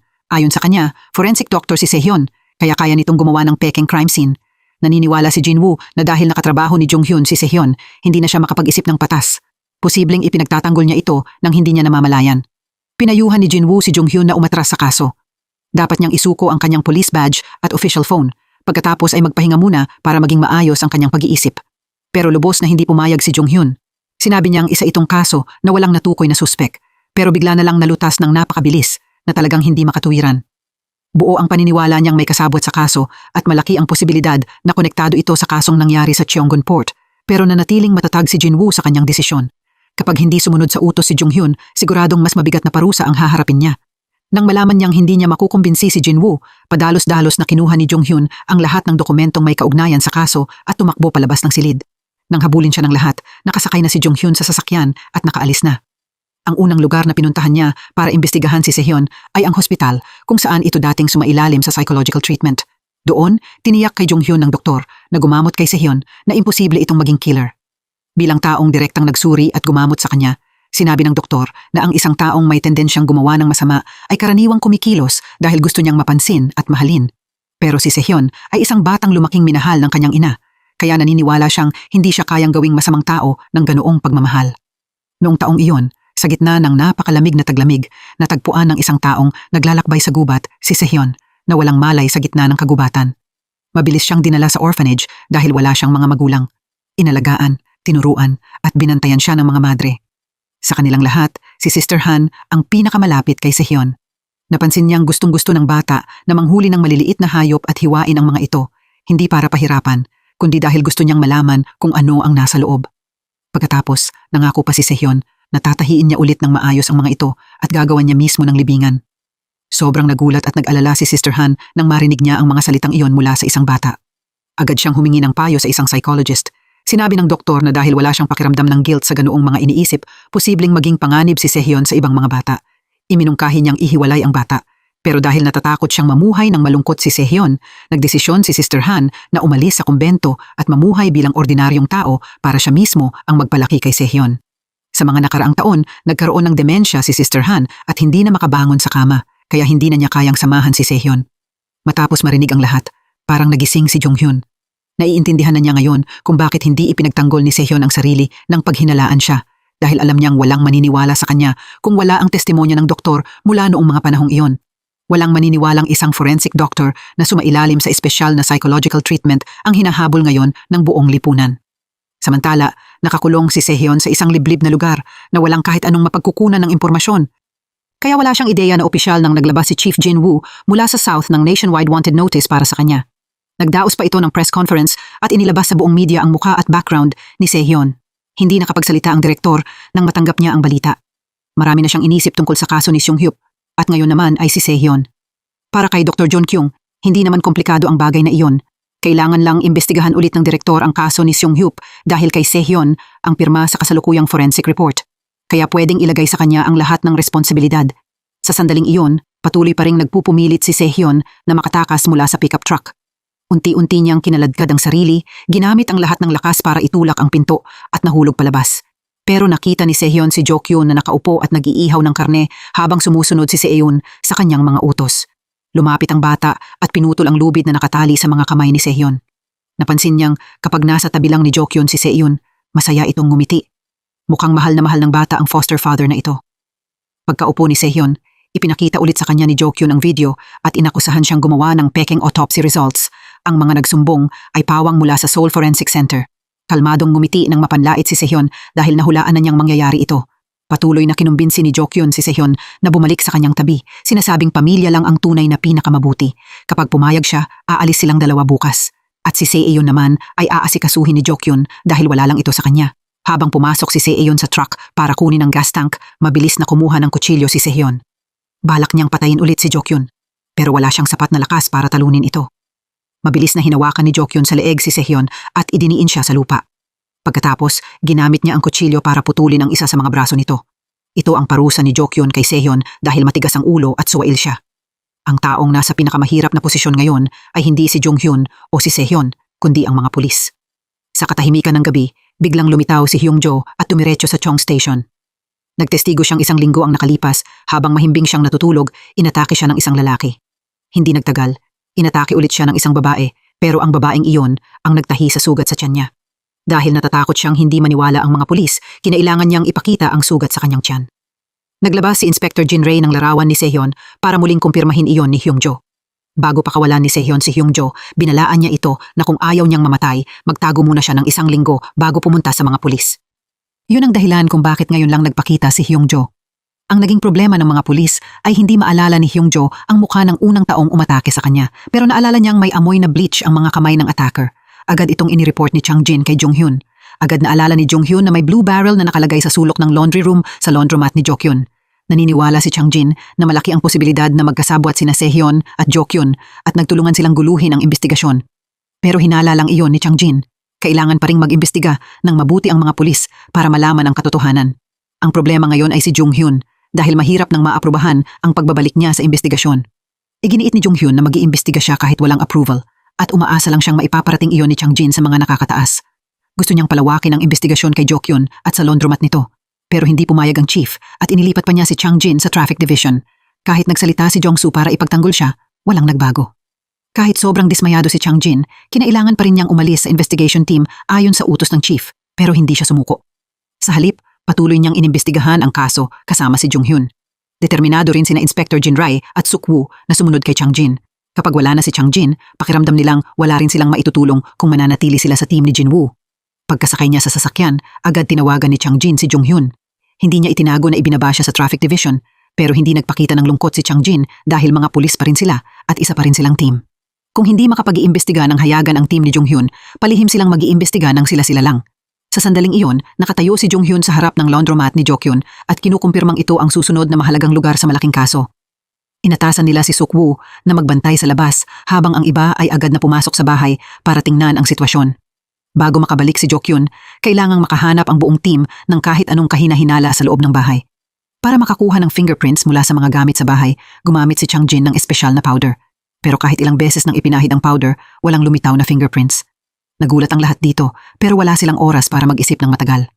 Sa sandaling iyon, nagmamadaling sinabi ni Suk-woo na nakabalik na si Jo-kyun habang inililihis niya ang atensyon ng suspek. Isa-isang tumakas ang tatlo sa backdoor. Pakiramdam ni Jo-kyun ay medyo kahina-hinala ang kilos ni Suk-woo at nakakita pa siya ng isang aninong tao sa malayo kaya nagsimula siyang maghinala. Pagkaalis ni Suk-woo, agad pumasok si Jo-kyun sa bahay para tingnan ang sitwasyon. Natuklasan niya ang mga bakas ng itim na powder na aksidenteng naiwan ni Chang-jin. Dahil dito, nalaman ni Jo-kyun na may palihim na pumasok sa bahay niya. Pagbalik ni Suk-woo sa station, nalaman niyang nagbayad si Jo-kyun para sa isang rental car habang nasa hospital pa ito. Talagang kahina-hinala iyon. Kung nakakonfine siya sa hospital, bakit kailangan niyang magrenta ng sasakyan? Mabilis itong inireport ni Inspector Jinrai kay Chang Jin para makuha ang footage ng camera. Natanggap din ni Jong Hyun ang lokasyon ng mga dinaanan ng kahina-hinalang sasakyan, kaya agad siyang pumunta sa highway. Kasabay nito, nagmaneho si Jo Kyun papunta sa kinaroroonan ni na Sehyon at Seeyon. Plano niyang tumakas sakay ng bangka ng gabing iyon, pero nang marinig ni Jo Kyun na tinawag siyang ama ni Sehyon, bigla siyang huminto. Habang nagmamaneho, may napansing kahina-hinalang pickup truck si Jong Hyun. Sinundan niya iyon sandali hanggang sa mapansin siya ni Jo Kyun. Para hindi ito maghinala, tinawagan ni Jong Hyun si Chang Jin at binasa sa kanya ang plate number, pagkatapos ay lumiko siya sa ibang direksyon. Pagkatanggap ni Chang Jin sa impormasyon, mabilis niyang nakumpirmang iyon ang sasakyang inireport na ninakaw dahil kailangang bumili ni Seeyon ng gamot para kay Sehyon. Walang nagawa si Jo Kyun kundi ihinto ang sasakyan sa isang lugar. Hindi niya alam na bumalik si Jong Hyun at nahanap siya. Agad ipinadala ni Jong Hyun ang lokasyon sa team ni Chang Jin dahil mabibili lang ang gamot na hinihingi ni Sehyon kapag may reseta ng doktor. Kaya bumalik si Seeyon nang walang dala. Dahil wala nang ibang pagpipilian, napilitang sumama si Jo Kyun kay Sehyon. Pagkatapos, pumunta sila sa pharmacy para siya mismo ang bumili ng gamot na kailangan niya. Nakita ni Jong Hyun ang lahat mula sa loob ng sasakyan niya, pero hindi siya padalos-dalos na kumilos. Sa halip, hinintay niyang dumating sina Chang Jin at ang iba pa. Sobrang nagulat ang pharmacist nang makita ang sugat sa braso ni Sehyon. Pero nang malaman niyang doktor din si Sehyon, napilitan siyang pumayag na ibenta ang gamot. Nang paalis na sina Sehyon at Jo Kyun sa pharmacy, palihim siyang kumuha ng isang lata ng pepper spray. Pagkatapos, direkta niya itong inispray sa mga mata ni Jo Kyun at hindi rin niya nakalimutang sumigaw ng malakas para sabihan ng pharmacist na tumawag sa mga pulis. Habang hawak pa ni Jo Kyun ang mga mata niya dahil sa sakit, hinawakan ni Sehyon ang kamay ni Seeyon at tumakbo sila palabas. Pero tumanggi ang bata at patuloy na nagpumiglas. Dahil limitado ang lakas ni Sehyon, hindi siya nakatakbo ng malayo. Hinabol sila ni Jo Kyun at mabilis siyang nahuli. Pagkatapos, malakas niya itong sinuntok sa mukha, dahilan para dumugo ang ilong niya at paulit-ulit niya itong sinipa sa tiyan kaya nahirapang huminga si Sehyon. Sa puntong iyon, hindi na kayang manatili ni Jong Hyun sa loob ng sasakyan. Mabilis siyang lumapit at itinulak si Jo Kyun sa lupa. Nang lumingon si Jong Hyun para tulungan si Sehyon, sinaksak siya ni Jo Kyun sa tiyan. Dahil sa sugat, lalo pang nanghina si Jong Hyun. Wala na siyang lakas para lumaban kay Jo Kyun. Nang makita ni Jong Hyun na kinakaladkad nito si Sehyon palayo, sinubukan niyang pigilan siya pero sinaksak siya ulit ni Jo Kyun. Patuloy na nagpambuno ang tatlo ng ilang sandali. Gustong dalhin ni Jo Kyun si Sehyon habang gusto naman ni Jong Hyun na pigilan siya. Nagwala si Jo Kyun at patuloy na hinampas si Jong Hyun gamit ang isang bato. Kinuha niya ang kutsilyo para saksakin ulit ito. Pero sa sandaling iyon, dumating ang mga pulis sa tamang oras. Nang malaman niyang hindi na siya pwedeng magwala, agad na ginawang hostage ni Jo Kyun si Seeyon. Pagkatapos, sumakay silang dalawa sa pickup truck at mabilis na umalis. Agad silang hinabol ng mga pulis. Ngayon, sina Jong Hyun at Seeyon na lang ang naiwan. Ginamit niya ang kamay niya para idiin ang sugat nito at bigyan siya ng first aid. Pero dahil sobrang dami ng dugong nawala kay Jong Hyun, nawalan siya ng malay. Maya-maya, dumating din ang ambulance. Agad dinala sina Sehyon at Jong Hyun sa hospital. Mabilis na makakabawi si Sehyon pero hindi pa sigurado kay Jong Hyun. 3 beses siyang nasaksak at napakalubha ng kondisyon niya ngayon. Nagmadali ring pumunta sa hospital ang mga team ni na Chang Jin at Jin Woo. Nang mapanood ni Jin Woo ang video kung saan inaatake ni Min Guk si Jong Hyun, labis siyang nagsisi. Sa sandaling iyon, hindi na napigilan ni Inspector Jinrai ang galit niya at sinubukan niyang makipag-away sa team ni Jin Woo. Lubos nilang tinanggihan ang pag-iimbestiga kay Min Guk at sa laundry shop nito kaya nauwi sa ganito ang lahat. Matapos mapanood ni Jong Soo ang video, labis din siyang nasaktan at hiniling sa chief na payagang makabalik sa investigasyon ang team ni Jong Hyun. Pero may isang problema. Hindi mapapatunayan ng video na si Min Guk ang killer sa kasong ito at sa ngayon, si Sehyon pa rin ang number 1 suspect. Nag-aalala ang chief na kapag lumitaw ang pang-5 biktima, magiging napakalaking problema nito. Hindi na kayang manahimik ni Inspector Jinrai. Natahimik lang na nakaupo buong oras, kaya napilitan siyang magsalita. Sinabi niyang kailangang arestuhin agad si Min Guk dahil sa pinakakaunti, isa siyang kasabwat at walang killer na maglalagay ng bangkay ng biktima sa sarili niyang bathtub. Wala talagang saysay iyon. Nang sigawan siya ng isang ordinaryong officer, masamang tiningnan ng chief si Chief Jong Soo. Paano hinayaan ni Jong Soo na maging ganoon kawalang galang ang tauhan niya? Nangahas pa silang magsagawa ng sarili nilang lihim na investigasyon. Pinuna rin ng chief si Jong Soo dahil sa hindi maayos na paghawak sa kanyang mga tauhan, kaya nakilos ng mag-isa si Jong Hyun at nauwi sa napakadelikadong insidente. Pagkatapos noon, direktang nagbigay ng utos ang chief kay Jin Woo. Kailangan niyang arestuhin si Sehyon para tanungin. Sa ngayon, walang gagawing aksyon ang mga pulis laban kay Min Guk. Sa puntong iyon, kahit si Jong Soo ay hindi na rin kayang manatiling kalmado. Isinapanganib ni Jong Hyun ang buhay niya para mahuli si Min Guk. Pero ngayon, napakadali lang para sa chief na pabayaan ito. Napakahalaga rin ng detalye tungkol sa kasabwat. Paano iyon basta na lang mababaliwala ng chief? Galit na ngayon si Jong Soo. Ang pinakapinagsisisihan niya kapag binabalikan ang nakaraan ay noong binanggit ni Jong Hyun ang kasabwat at sinabi niyang gusto niyang imbestigahan ulit ang lumang kaso. Pero natakot si Jong Soo at tinanggihan ang proposal nito. Hindi alam ng chief kung anong lumang kaso ang tinutukoy ni Jongsu at ilang segundo siyang natulala. Sa sandaling iyon, nagmamadaling pumasok si Chang Jin habang may hawak na USB. Mabilis itong isinaksak ni Hyokgyon para makita ang laman. Ang lumitaw ay isang larawan ni Min-guk. Ang nakakagulat ay ang taong nasa larawang iyon ay siya ring totoong itsura ni Dusam. Siya ang suspect sa Blue Barrel case noong 1900 at 1999. Sinubukan noon ni Jinwoo na kumpirmahin ang pagkakakilanlan nito pero hindi siya nakakuha ng malinaw na resulta. Nang bumalik si Min-guk sa laundry shop, sinimulan na niyang burahin ang lahat ng bakas. Pero may napansing kakaiba ang isa sa mga tauhan ni Jinwoo sa records ng mga kilos ni Sehyon. Bago mismo nangyari ang attempted murder case sa laundry shop, nagtago si Sehyon ng notebook sa bookshelf at agad umalis pagkatapos. Kakaiba ang pagtingin niya sa kamera bago niya itinago ang bagay. Para bang sinadya niyang mahanap iyon ng mga pulis. Agad pumunta si Jinwoo sa lugar kung saan itinago ni Sehyon ang notebook. Sa sandaling iyon, kahit hindi na nanganganib ang buhay ni Sehyon, patuloy pa rin siyang balisa at natatakot. Mula nang dalhin siya sa hospital, ilang taon na ang nakalipas dahil nasaksihan ni Yoon Seo ang pagpatay ni Min-guk, muntik na rin siyang patayin nito. Habang hindi nakatingin si Min-guk, hinawakan ni Yoon Seo ang kamay ni Sehyon at tumakbo sila papunta sa gubat. Hanggang ngayon, patuloy na bumabalik kay Sehyon ang tanawin ng madilim na gabing iyon. Nang makabawi siya ng kaunting lakas, agad niyang tinanong ang tungkol kay Jonghyun. Mabuti na lang at nalampasan na nito ang critical stage. Pero sobrang lalim ng sugat ni Jonghyun kaya kailangan pa rin siyang bantayan. Alam ni Jinwoo na gising na si Sehyon kaya pumunta siya para bisitahin at tanungin ito. Kahit malakas ang pagtatanong niya, wala siyang sinabi kahit isang salita. Alam ni Jinwoo na makakasama mismo kay Sehyon ang pananahimik niya kaya patuloy niya itong pinaalalahanan. Siyempre, naiintindihan ito ng mabuti ni Sehyon. Sandali siyang nag-isip at pagkatapos ay pumayag na aminin ng lahat sa kondisyon na kailangang magdaos ng press conference ang mga pulis sa oras na iyon para imbestigahan si Min-guk at ang Blue Barrel case. Bumalik sa village sina Chang Jin, Inspector Jin Ray at Hyuk-gyun.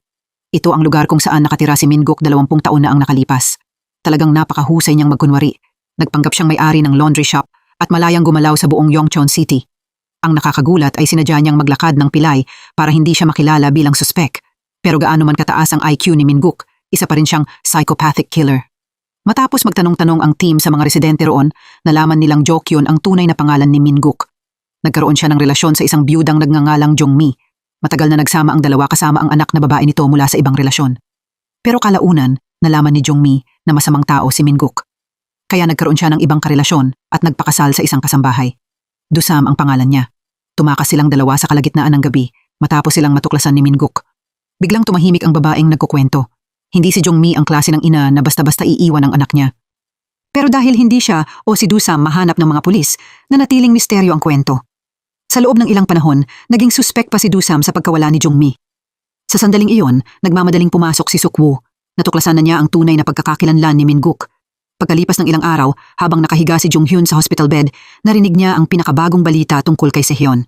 Humiling siya ng official press conference. Gusto niyang ibunyag ang katotohanan ng ilang buwan ng nakabaon. Alam ni Sehyon na kikilos lang si Min-guk kapag inilantad niya ang sarili niya. Kusang loob siyang pumayag na maging pain para sa mga pulis. Kinabukasan, nang umakyat si Sehyon sa stage, sabik na hinintay ng lahat sa ibaba ang kanyang sasabihin. Sa likod ng screen, walang kurap na pinapanood siya ni Jonghyun at Min-guk. Inamin ni Sehyon na siya ang tunay na anak ni Jokyun. Siya rin si Min-guk, ang may-ari ng laundromat sa Yeongcheon. Mula noong 5 taong gulang hanggang 10 taong gulang si Sehyon, tinulungan niya itong linisin ang dugo ng mga biktima. Pagkatapos ng bawat krimen, sinanay ni Min-guk si Sehyon para maging pinakamahusay at pinakaprofesional na assistant niya. Noong nakatira si Sehyon kasama si Min-guk sa probinsya, hindi man lang siya nairehistro at wala siyang birth certificate. Iyon ang dahilan kung bakit walang mahanap na impormasyon tungkol sa kanya ang team ni Jonghyun. Mula 5 taong gulang hanggang 10 taong gulang, hindi rin nag-aral si Sehyon. Ang tanging ginawa niya sa loob ng 5 taon ay ang palipat-lipat sa mga pick-up truck. Araw-araw, kailangan niyang linisin at lubusang burahin ang mga mantsa ng dugo. Sa loob ng 5 taong iyon, bukod sa Blue Barrel case na nangyari noong 1900 at 1999, gumawa si Min-guk ng 5 pagpatay kung saan pinagputol-putol ang mga katawan. Bukod pa roon, gumawa rin siya ng 7 pagpatay kung saan itinago niya ang mga bangkay. At wala sa listahan ng mga hindi nalutas na krimen ang 7 kasong iyon. Ayon sa naaalala ni Sehyon, itinapon ang 7 bangkay sa kahabaan ng coastal highway sa kanluran. Hindi inakala ni Min-guk na malinaw na maaalala ni Sehyon ang bawat krimeng ginawa niya. Para personal na mahuli si Min-guk, pineke ni Sehyon ang forensic report. Isang bagay iyon na hindi dapat gawin ng isang forensic doctor. Alam niyang nakagulo sa investigasyon ang maling ginawa niya. Para humingi ng tawad sa lahat ng police inspector at sa mga inosenteng biktima, yumuko si Sehyon at taos-pusong humingi ng tawad. Sa huli, hiniling ni Sehyon sa mga pulis na iligtas si Sehyon. Kasama ngayon ng bata si Min-guk. Inilarawan din ni Sehyon ang mga katangian ng bata para makilala si Seiyon ng sino mang makakita sa kanya. Pagkatapos ng press conference, galit na galit si Minguk. Tumingin siya sa labas kung saan nakaupo pa rin ang batang si Seiyon at nagtirintas ng tali. Kahit sobrang takot ni Seiyon, hindi siya makatakas, kaya nakaupo lang siya roon at umiiyak sa takot. Sa hospital naman, ganap nang nakarecover si Jonghyun. Sobrang saya niya dahil sa pag-aalaga at pag-aalala ng lahat.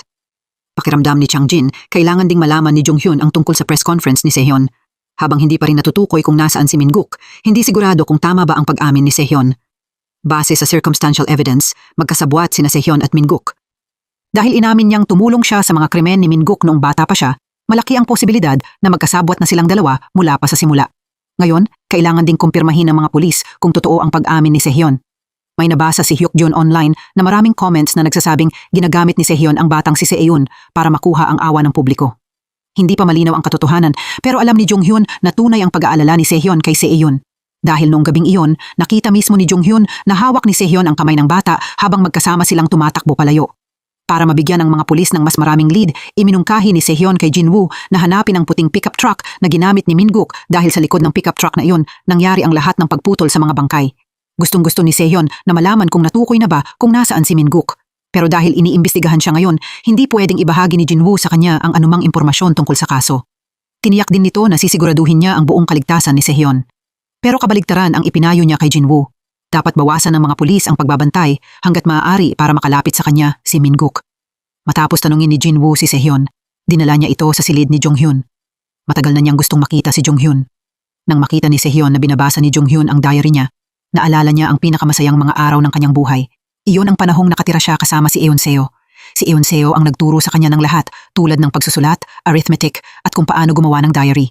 Para kay Sehyon, parang isang nagniningning na bituin si Eun-seo. Habang mas matagal na nakakasama ni Sehyon si Eun-seo, nagsimulang magising ang kabaitan sa loob niya. Nagsimula siyang magpakita ng mas maraming emosyon at nararamdaman. Sa puntong iyon, nagsimula na ring ayawan ni Sehyon ang pagiging assistant ng kanyang ama sa mga pagpatay nito. At syempre, isang tingin lang ay nalaman agad ni Minguk na naimpluwensyahan ni Eun-seo si Sehyon. Noong ika-10 birthday ni Sehyon, naghanda si Eun-seo ng birthday party para sa kanya. At nang gabi ring iyon, natuklasan niya ang likod ng pickup truck na puno ng dugo. Kahit magkahawak kamay na tumakbo ng malayo sina Eun-seo at Sehyon, nahuli pa rin ni Minguk si Eun-seo at pinatay. Inilibing niya ang katawan ni Eun-seo sa bundok malapit sa kanilang bahay. Nawalan ng malay si Sehyon sa puntod ni Eun-seo. Pagkatapos noon, nakita siya ng isang mountain climber at kalaunan ay nakilala niya si Won-hee sa orphanage. Kapag binabalikan iyon, pakiramdam ni Sehyon ay isa talaga siyang masuwerteng bata. Alam niyang hindi susuko si Minguk sa paghahanap sa kanya. Kaya kapag inilantad niya ang kanyang lokasyon, mapipilitan itong kumilos. Maingat siyang tiningnan ni Jonghyun at pinayuhan si Sehyon na mula ngayon, hindi na siya dapat sumugal at gumawa ng kahit ano ng mag-isa dahil lagi siyang nasa tabi nito kahit hanggang sa tuluyang maayos ang lahat. Gaya ng hula ni Sehyon, nagkunwaring doktor si Minguk at palihim na pumasok sa hospital. Pagkalapit kay Sehyon, inutusan niya itong sumama sa kanya kung hindi ay si Seeyun ang mapapahamak. Narinig ni Sehyon sa isip niya ang boses ni Jonghyun. Ano man ang mangyari, hindi mo dapat harapin iyon ng mag-isa. Kusang iniabot ni Sehyon ang kamay niya kay Minguk, pero sa mismong sandaling iyon, biglang pumasok ang mga pulis sa pinto. Mabilis na isinara ni Minguk ang pinto ng emergency exit. Kasabay nito, paakyat mula sa ibaba ng emergency exit si reporter Hyung-soo. Hindi sinasadyang nagkabungguan silang dalawa. Naghinala si reporter Hyung-soo kaya mabilis niyang inilabas ang wanted poster para kumpirmahin. Napagtanto niyang siya nga ang lalaking hinahanap ng mga pulis. Pero hindi pa dalos-dalos na kumilo si reporter Hyung-soo. Kalmado niyang sinundan si Minguk mula sa likod pero nang makarating sila sa gas station, napansin siya ni Minguk. Sa loob lang ng isang minutong pagkawala ng focus, nawala ni reporter Hyung-soo ang suspek. Sa sandaling iyon, sobrang gutom na si Seeyun kaya ginamit niya ang lahat ng perang dala niya para bumili ng ilang pastry.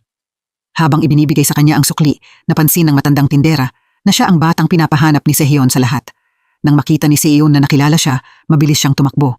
Pero pagdating niya sa main road, nakita siya ni reporter Hyung-soo. Hindi siya nag-report sa mga pulis dahil gusto niyang mag-isang hanapin ang hideout ng killer dahil padalos-dalos na gustong makakuha ni reporter Hyung-soo ng ilan pang litrato. Hinampas siya ni Minguk gamit ang wrench hanggang sa mamatay. Napakarami na niyang napatay kaya wala na siyang nararamdamang takot. Pero ito ang unang pagkakataong nakita ni Seeyun, ang adoptive father niya, na gumawa ng ganoon kalupit. 2 agos ng luha ang tumulo sa mukha niya. Nagsimula nang manginig sa takot ang katawan ni Seeyun. Dahil sa pag-aalala, maagang pumunta si Sehyon sa silid ni Jonghyun para hanapin siya. Gusto niyang malaman kung kumusta na ang paghahanap at kung ligtas ba ang batang si Seeyun. Sinabi ni Jonghyun na sinusuri ngayon ng mga pulis ang lahat ng port at main road. Mahigpit ding pinoprotektahan ang adoptive mother ni Sehyun, kaya hindi siya dapat masyadong mag-alala. Pero hindi mapakali si Sehyun habang naghihintay lang sa hospital. Gusto niyang gumawa ng isang bagay para makatulong, pero hindi siya pinayagan ni Jonghyun. Talagang nag-aalala siyang saktan ulit siya ni Min-guk. Sa sandaling iyon, tumunog ang phone. Ang chief ang tumatawag para sa emergency meeting. Naniniwala siyang naapektuhan ng testimonya ni Sehyun ang lahat. Kinailangang ipaliwanag ni Jinwoo na nakumpirma na ng mga pulis na mapagkakatiwalaan ang sinabi niya. Naipasa rin ni Sehyun ang lie detector test.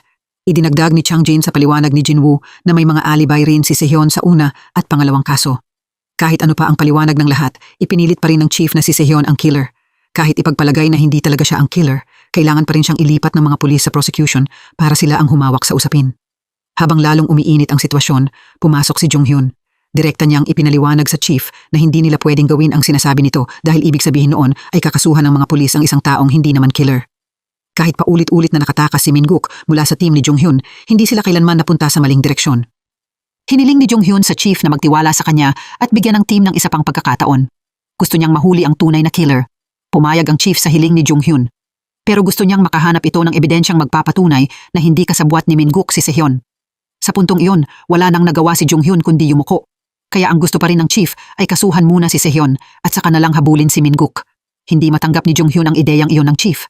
Hindi na pwedeng magtagal ang mga pulis dahil patuloy na papatay ng mas marami pang tao si Min-guk. Sabay-sabay na sumagot ang lahat ng police officer. Dahil dito, wala nang ibang masabi ang chief.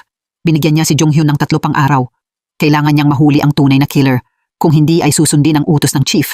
Sa sandaling iyon, nakahiga si Sehyun sa hospital at nagsimula na naman siyang makakita ng mga ilusyon. Posibleng dahil sobrang nag-aalala siya sa batang si Sehyun. Para galitin ang mga pulis, itinapon ni Min-guk sa kalsada ang damit ni Sehyun na puno ng dugo. Napulot iyon ng isang mamamayan at agad na inireport. Sandaling nagmasid si Jonghyun at pagkatapos ay kalmadong binuksan ang plastic bag para suriin ang laman. Humiling muna siya ng forensic test para kumpirmahin kung kay Sehyun talaga ang dugo. Pagkatapos, ipapaalam niya kay Sehyun ang tungkol dito. Inutusan ni Jinwoo ang mga tauhan niya na suriin ang lahat ng barkong ginagamit sa ilegal na pagtawid sa border. Kapag may napansin silang anumang kahina-hinalang kilos, kailangan nilang mag-report agad. Dahil urgent ang sitwasyon, personal na dinala ni Chang Jin ang sample sa Forensics Institute para matest. Nitong mga nakaraang araw, pinaghinalaan si Sehyun sa pagpatay at maling inakusahan pa ng direktor ng hospital. Talagang naawa sa kanya si Suyon.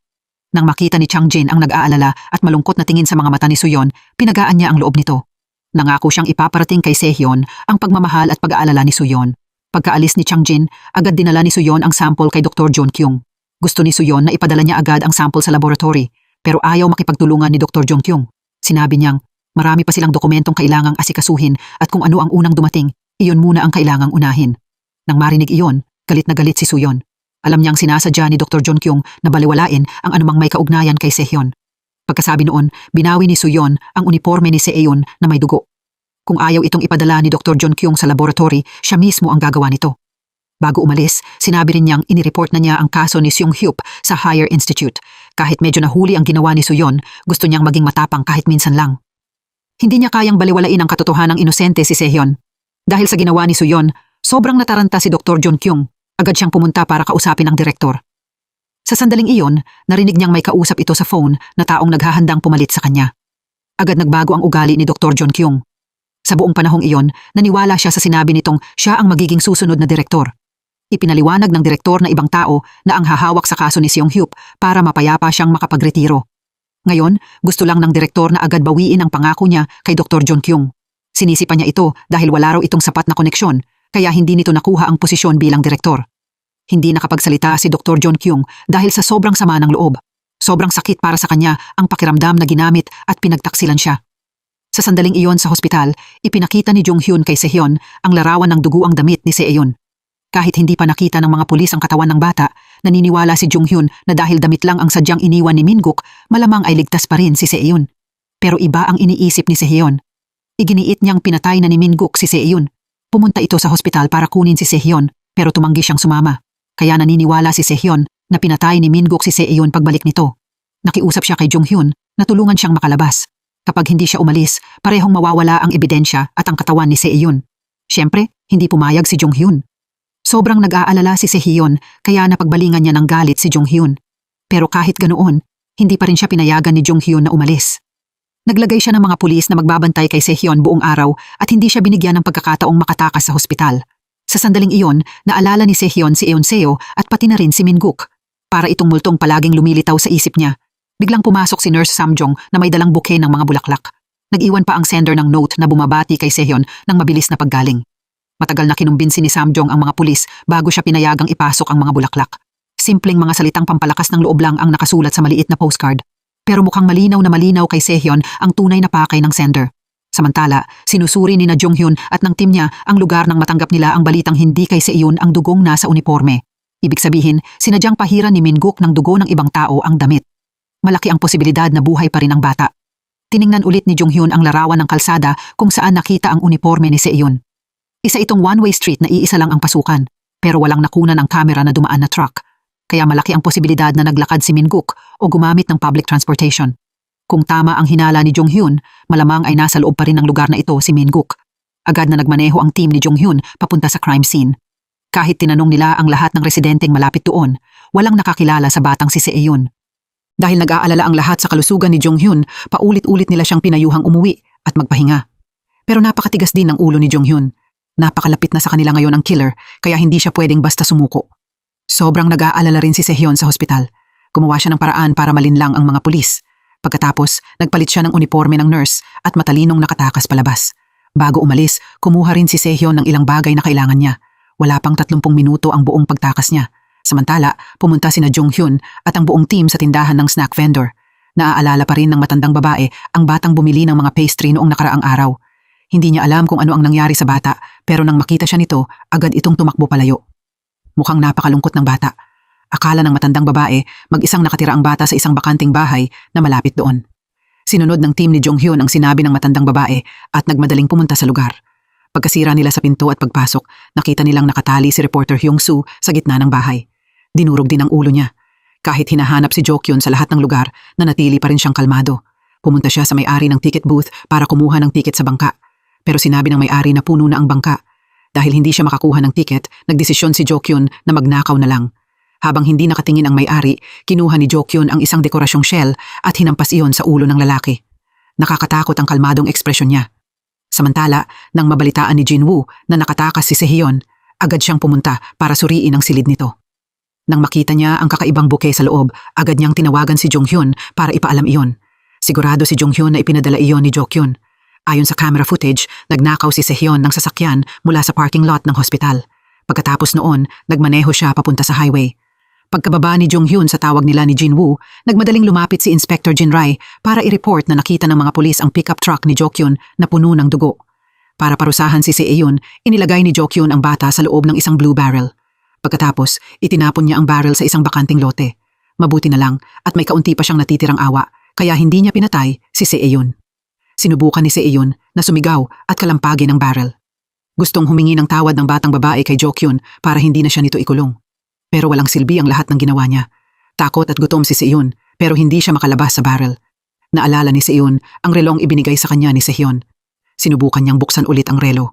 Mabuti na lang at gumana pa rin iyon. Maingat na pinindot ni Sehyun ang pulang button at nagpadala ng distress signal. Sa sandaling iyon, kausap ni Jonghyun si Jinwoo. Bigla siyang nakakita ng kakaibang signal na lumitaw sa device niya. May biglang naalala si Jonghyun mula noong nakaraang araw. Noong oras na iyon, pinag-usapan nila ni Sehyun ang tungkol sa relo. Nabanggit nitong ibinigay niya ang relong iyon kay Sehyun at iniisip niya kung gagamitin ba iyon ng bata. Agad tinawagan ulit ni Jonghyun si Jinwoo at sinabi ritong nahanap na niya ang lokasyon ni Sehyun. Personal niyang pupuntahan at ililigtas ang bata habang si Jinwoo naman ang bahalang protektahan si Sehyun. Pinakilos ang lahat ng Regional Police Force at Sniffer Dog. Umaasa ang lahat na mahanap ang eksaktong lokasyon ni Sehyun. Sa napakalawak na lugar na iyon, walang nakakaalam kung saan itinago ni Jokyun ang bata. Sa sandaling iyon, naubos na ang battery ng relo at parang nawala na rin ang huling pag-asa ni Sehyun. Binitiwan niya ang relo at nawalan ng malay dahil sa sobrang pagod. Dahil sa sobrang pagpupumilit, nagsimulang dumugo ulit ang sugat ni Jonghyun sa tiyan. Pero siya pa rin ang unang nakahanap kay Sehyun. Nang marinig ng bata ang boses niya, kusa nitong hinawakan ang kanyang kamay. Mabuti na lang at dumating si Jonghyun sa tamang oras para iligtas siya. Kasabay nito, nagmaneho si Sehyun papunta sa Chongun Port kung saan nangyari ang nakakatakot na Green Barrel case noong 1900 at 1909. Ibinalik ng tanawing nasa harap niya ang masasakit at nakakatakot na alaala ng nakaraan. Alam ni Jokyun na siguradong pupuntahan siya ng kanyang anak, kaya kalmado siyang naghintay. Tiningnan ni Jokyun ang paligid at sinimulang alalahanin ang lahat ng nangyari roon. Pagkatapos noon, Minadali niya si Sehyon na sumakay na agad sa bangka. Siyempre, hindi sumama sa kanya si Sehyon. Wala siyang dahilan para tumakas. Pero iba ang iniisip ni Jokyun. Naniniwala siyang walang pinagkaiba sa kanya si Sehyon. Dahil lang nagsalita siya ng ilang salita sa television, akala ba niya ay paniniwalaan siya ng mga pulis? Noong lahat ng panahong hinihiwa at tinatahi niya ang mga bangkay ng mga biktima, sino ang palaging nasa tabi niya? Si Jokyun lang iyon. Talagang isa siyang nakakatakot na tao. Hindi lang siya isang manyak na killer na nahuhumaling sa pagpatay. Isa rin siyang napakatusong tao na kayang kontrolin ang isip ng iba. Pagod na hawak ni Sehyon ang bote ng lason. Walang pag-aalinlangan, inilapit niya iyon sa kanyang bibig at ininom. Pero naipalit na niya sa tubig ang lason bago pa iyon at walang kaalam-alam si Jokyun sa plano niya. Mabilis siyang lumapit para pigilan si Sehyon pero huli na ang lahat. Hindi hahayaang mamatay ni Jokyun nang ganoon ang kanyang anak. Pinasan niya si Sehyon at balak siyang dalhin sa hospital pero habang hindi siya nakabantay, mabilis nitong itinurok sa kanyang leeg ang drogang nagpaparalisa. Agad na umepekto ang droga, dahilan para bumagsak sa lupa si Jokyun. Nang malaman niyang natalo na siya, masakit na ngiti na lang ang naipakita ni Jokyun. Tiningnan ni Sehyon ang killer na nasa harap niya, na siya ring sariling ama niya. Sa sandaling iyon, malamig lang ang makikita sa mukha niya.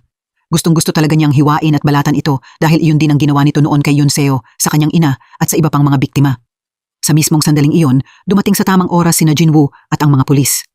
Natatakot siyang may padalos-dalos na gawin si Sehyon. Kaya agad niyang sinabi rito na nahanap ni Jonghyun si Seyun at buhay pa ang bata.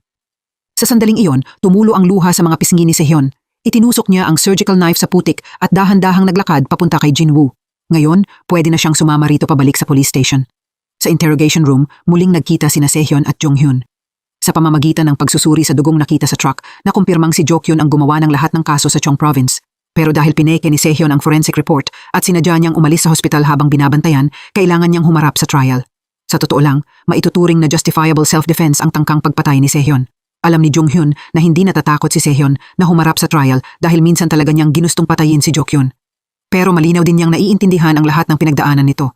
Posibleng dalhin niya habang buhay ang trauma at mga sugat sa kanyang isip. Nang lumabas si Sehyon sa station, hindi niya nakalimutang pasalamatan si Jonghyun. Unang beses niya itong nakitang ganoon kalambing kaya medyo nailang siya at namula dahil sa hiya. Ang unang ginawa ni Sehyon matapos siyang palayain ay bumalik sa nursing home para dalawin ang kanyang ina. Sa oras na iyon, malaki na ang ipinagbuti ng kalusugan nito. Unti-unti na rin nitong naaalala ang ampon niyang anak na si Sehyon.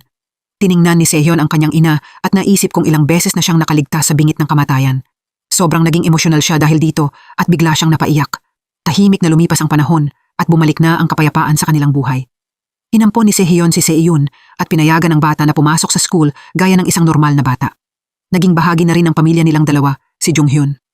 Mula nang makulong, unti-unting naging magulo ang isip ni Jokyun. Palagi niyang iniisip na nakatayo si Sehyon sa harap niya, pagkatapos ay bigla siyang tumatawa na parang baliw.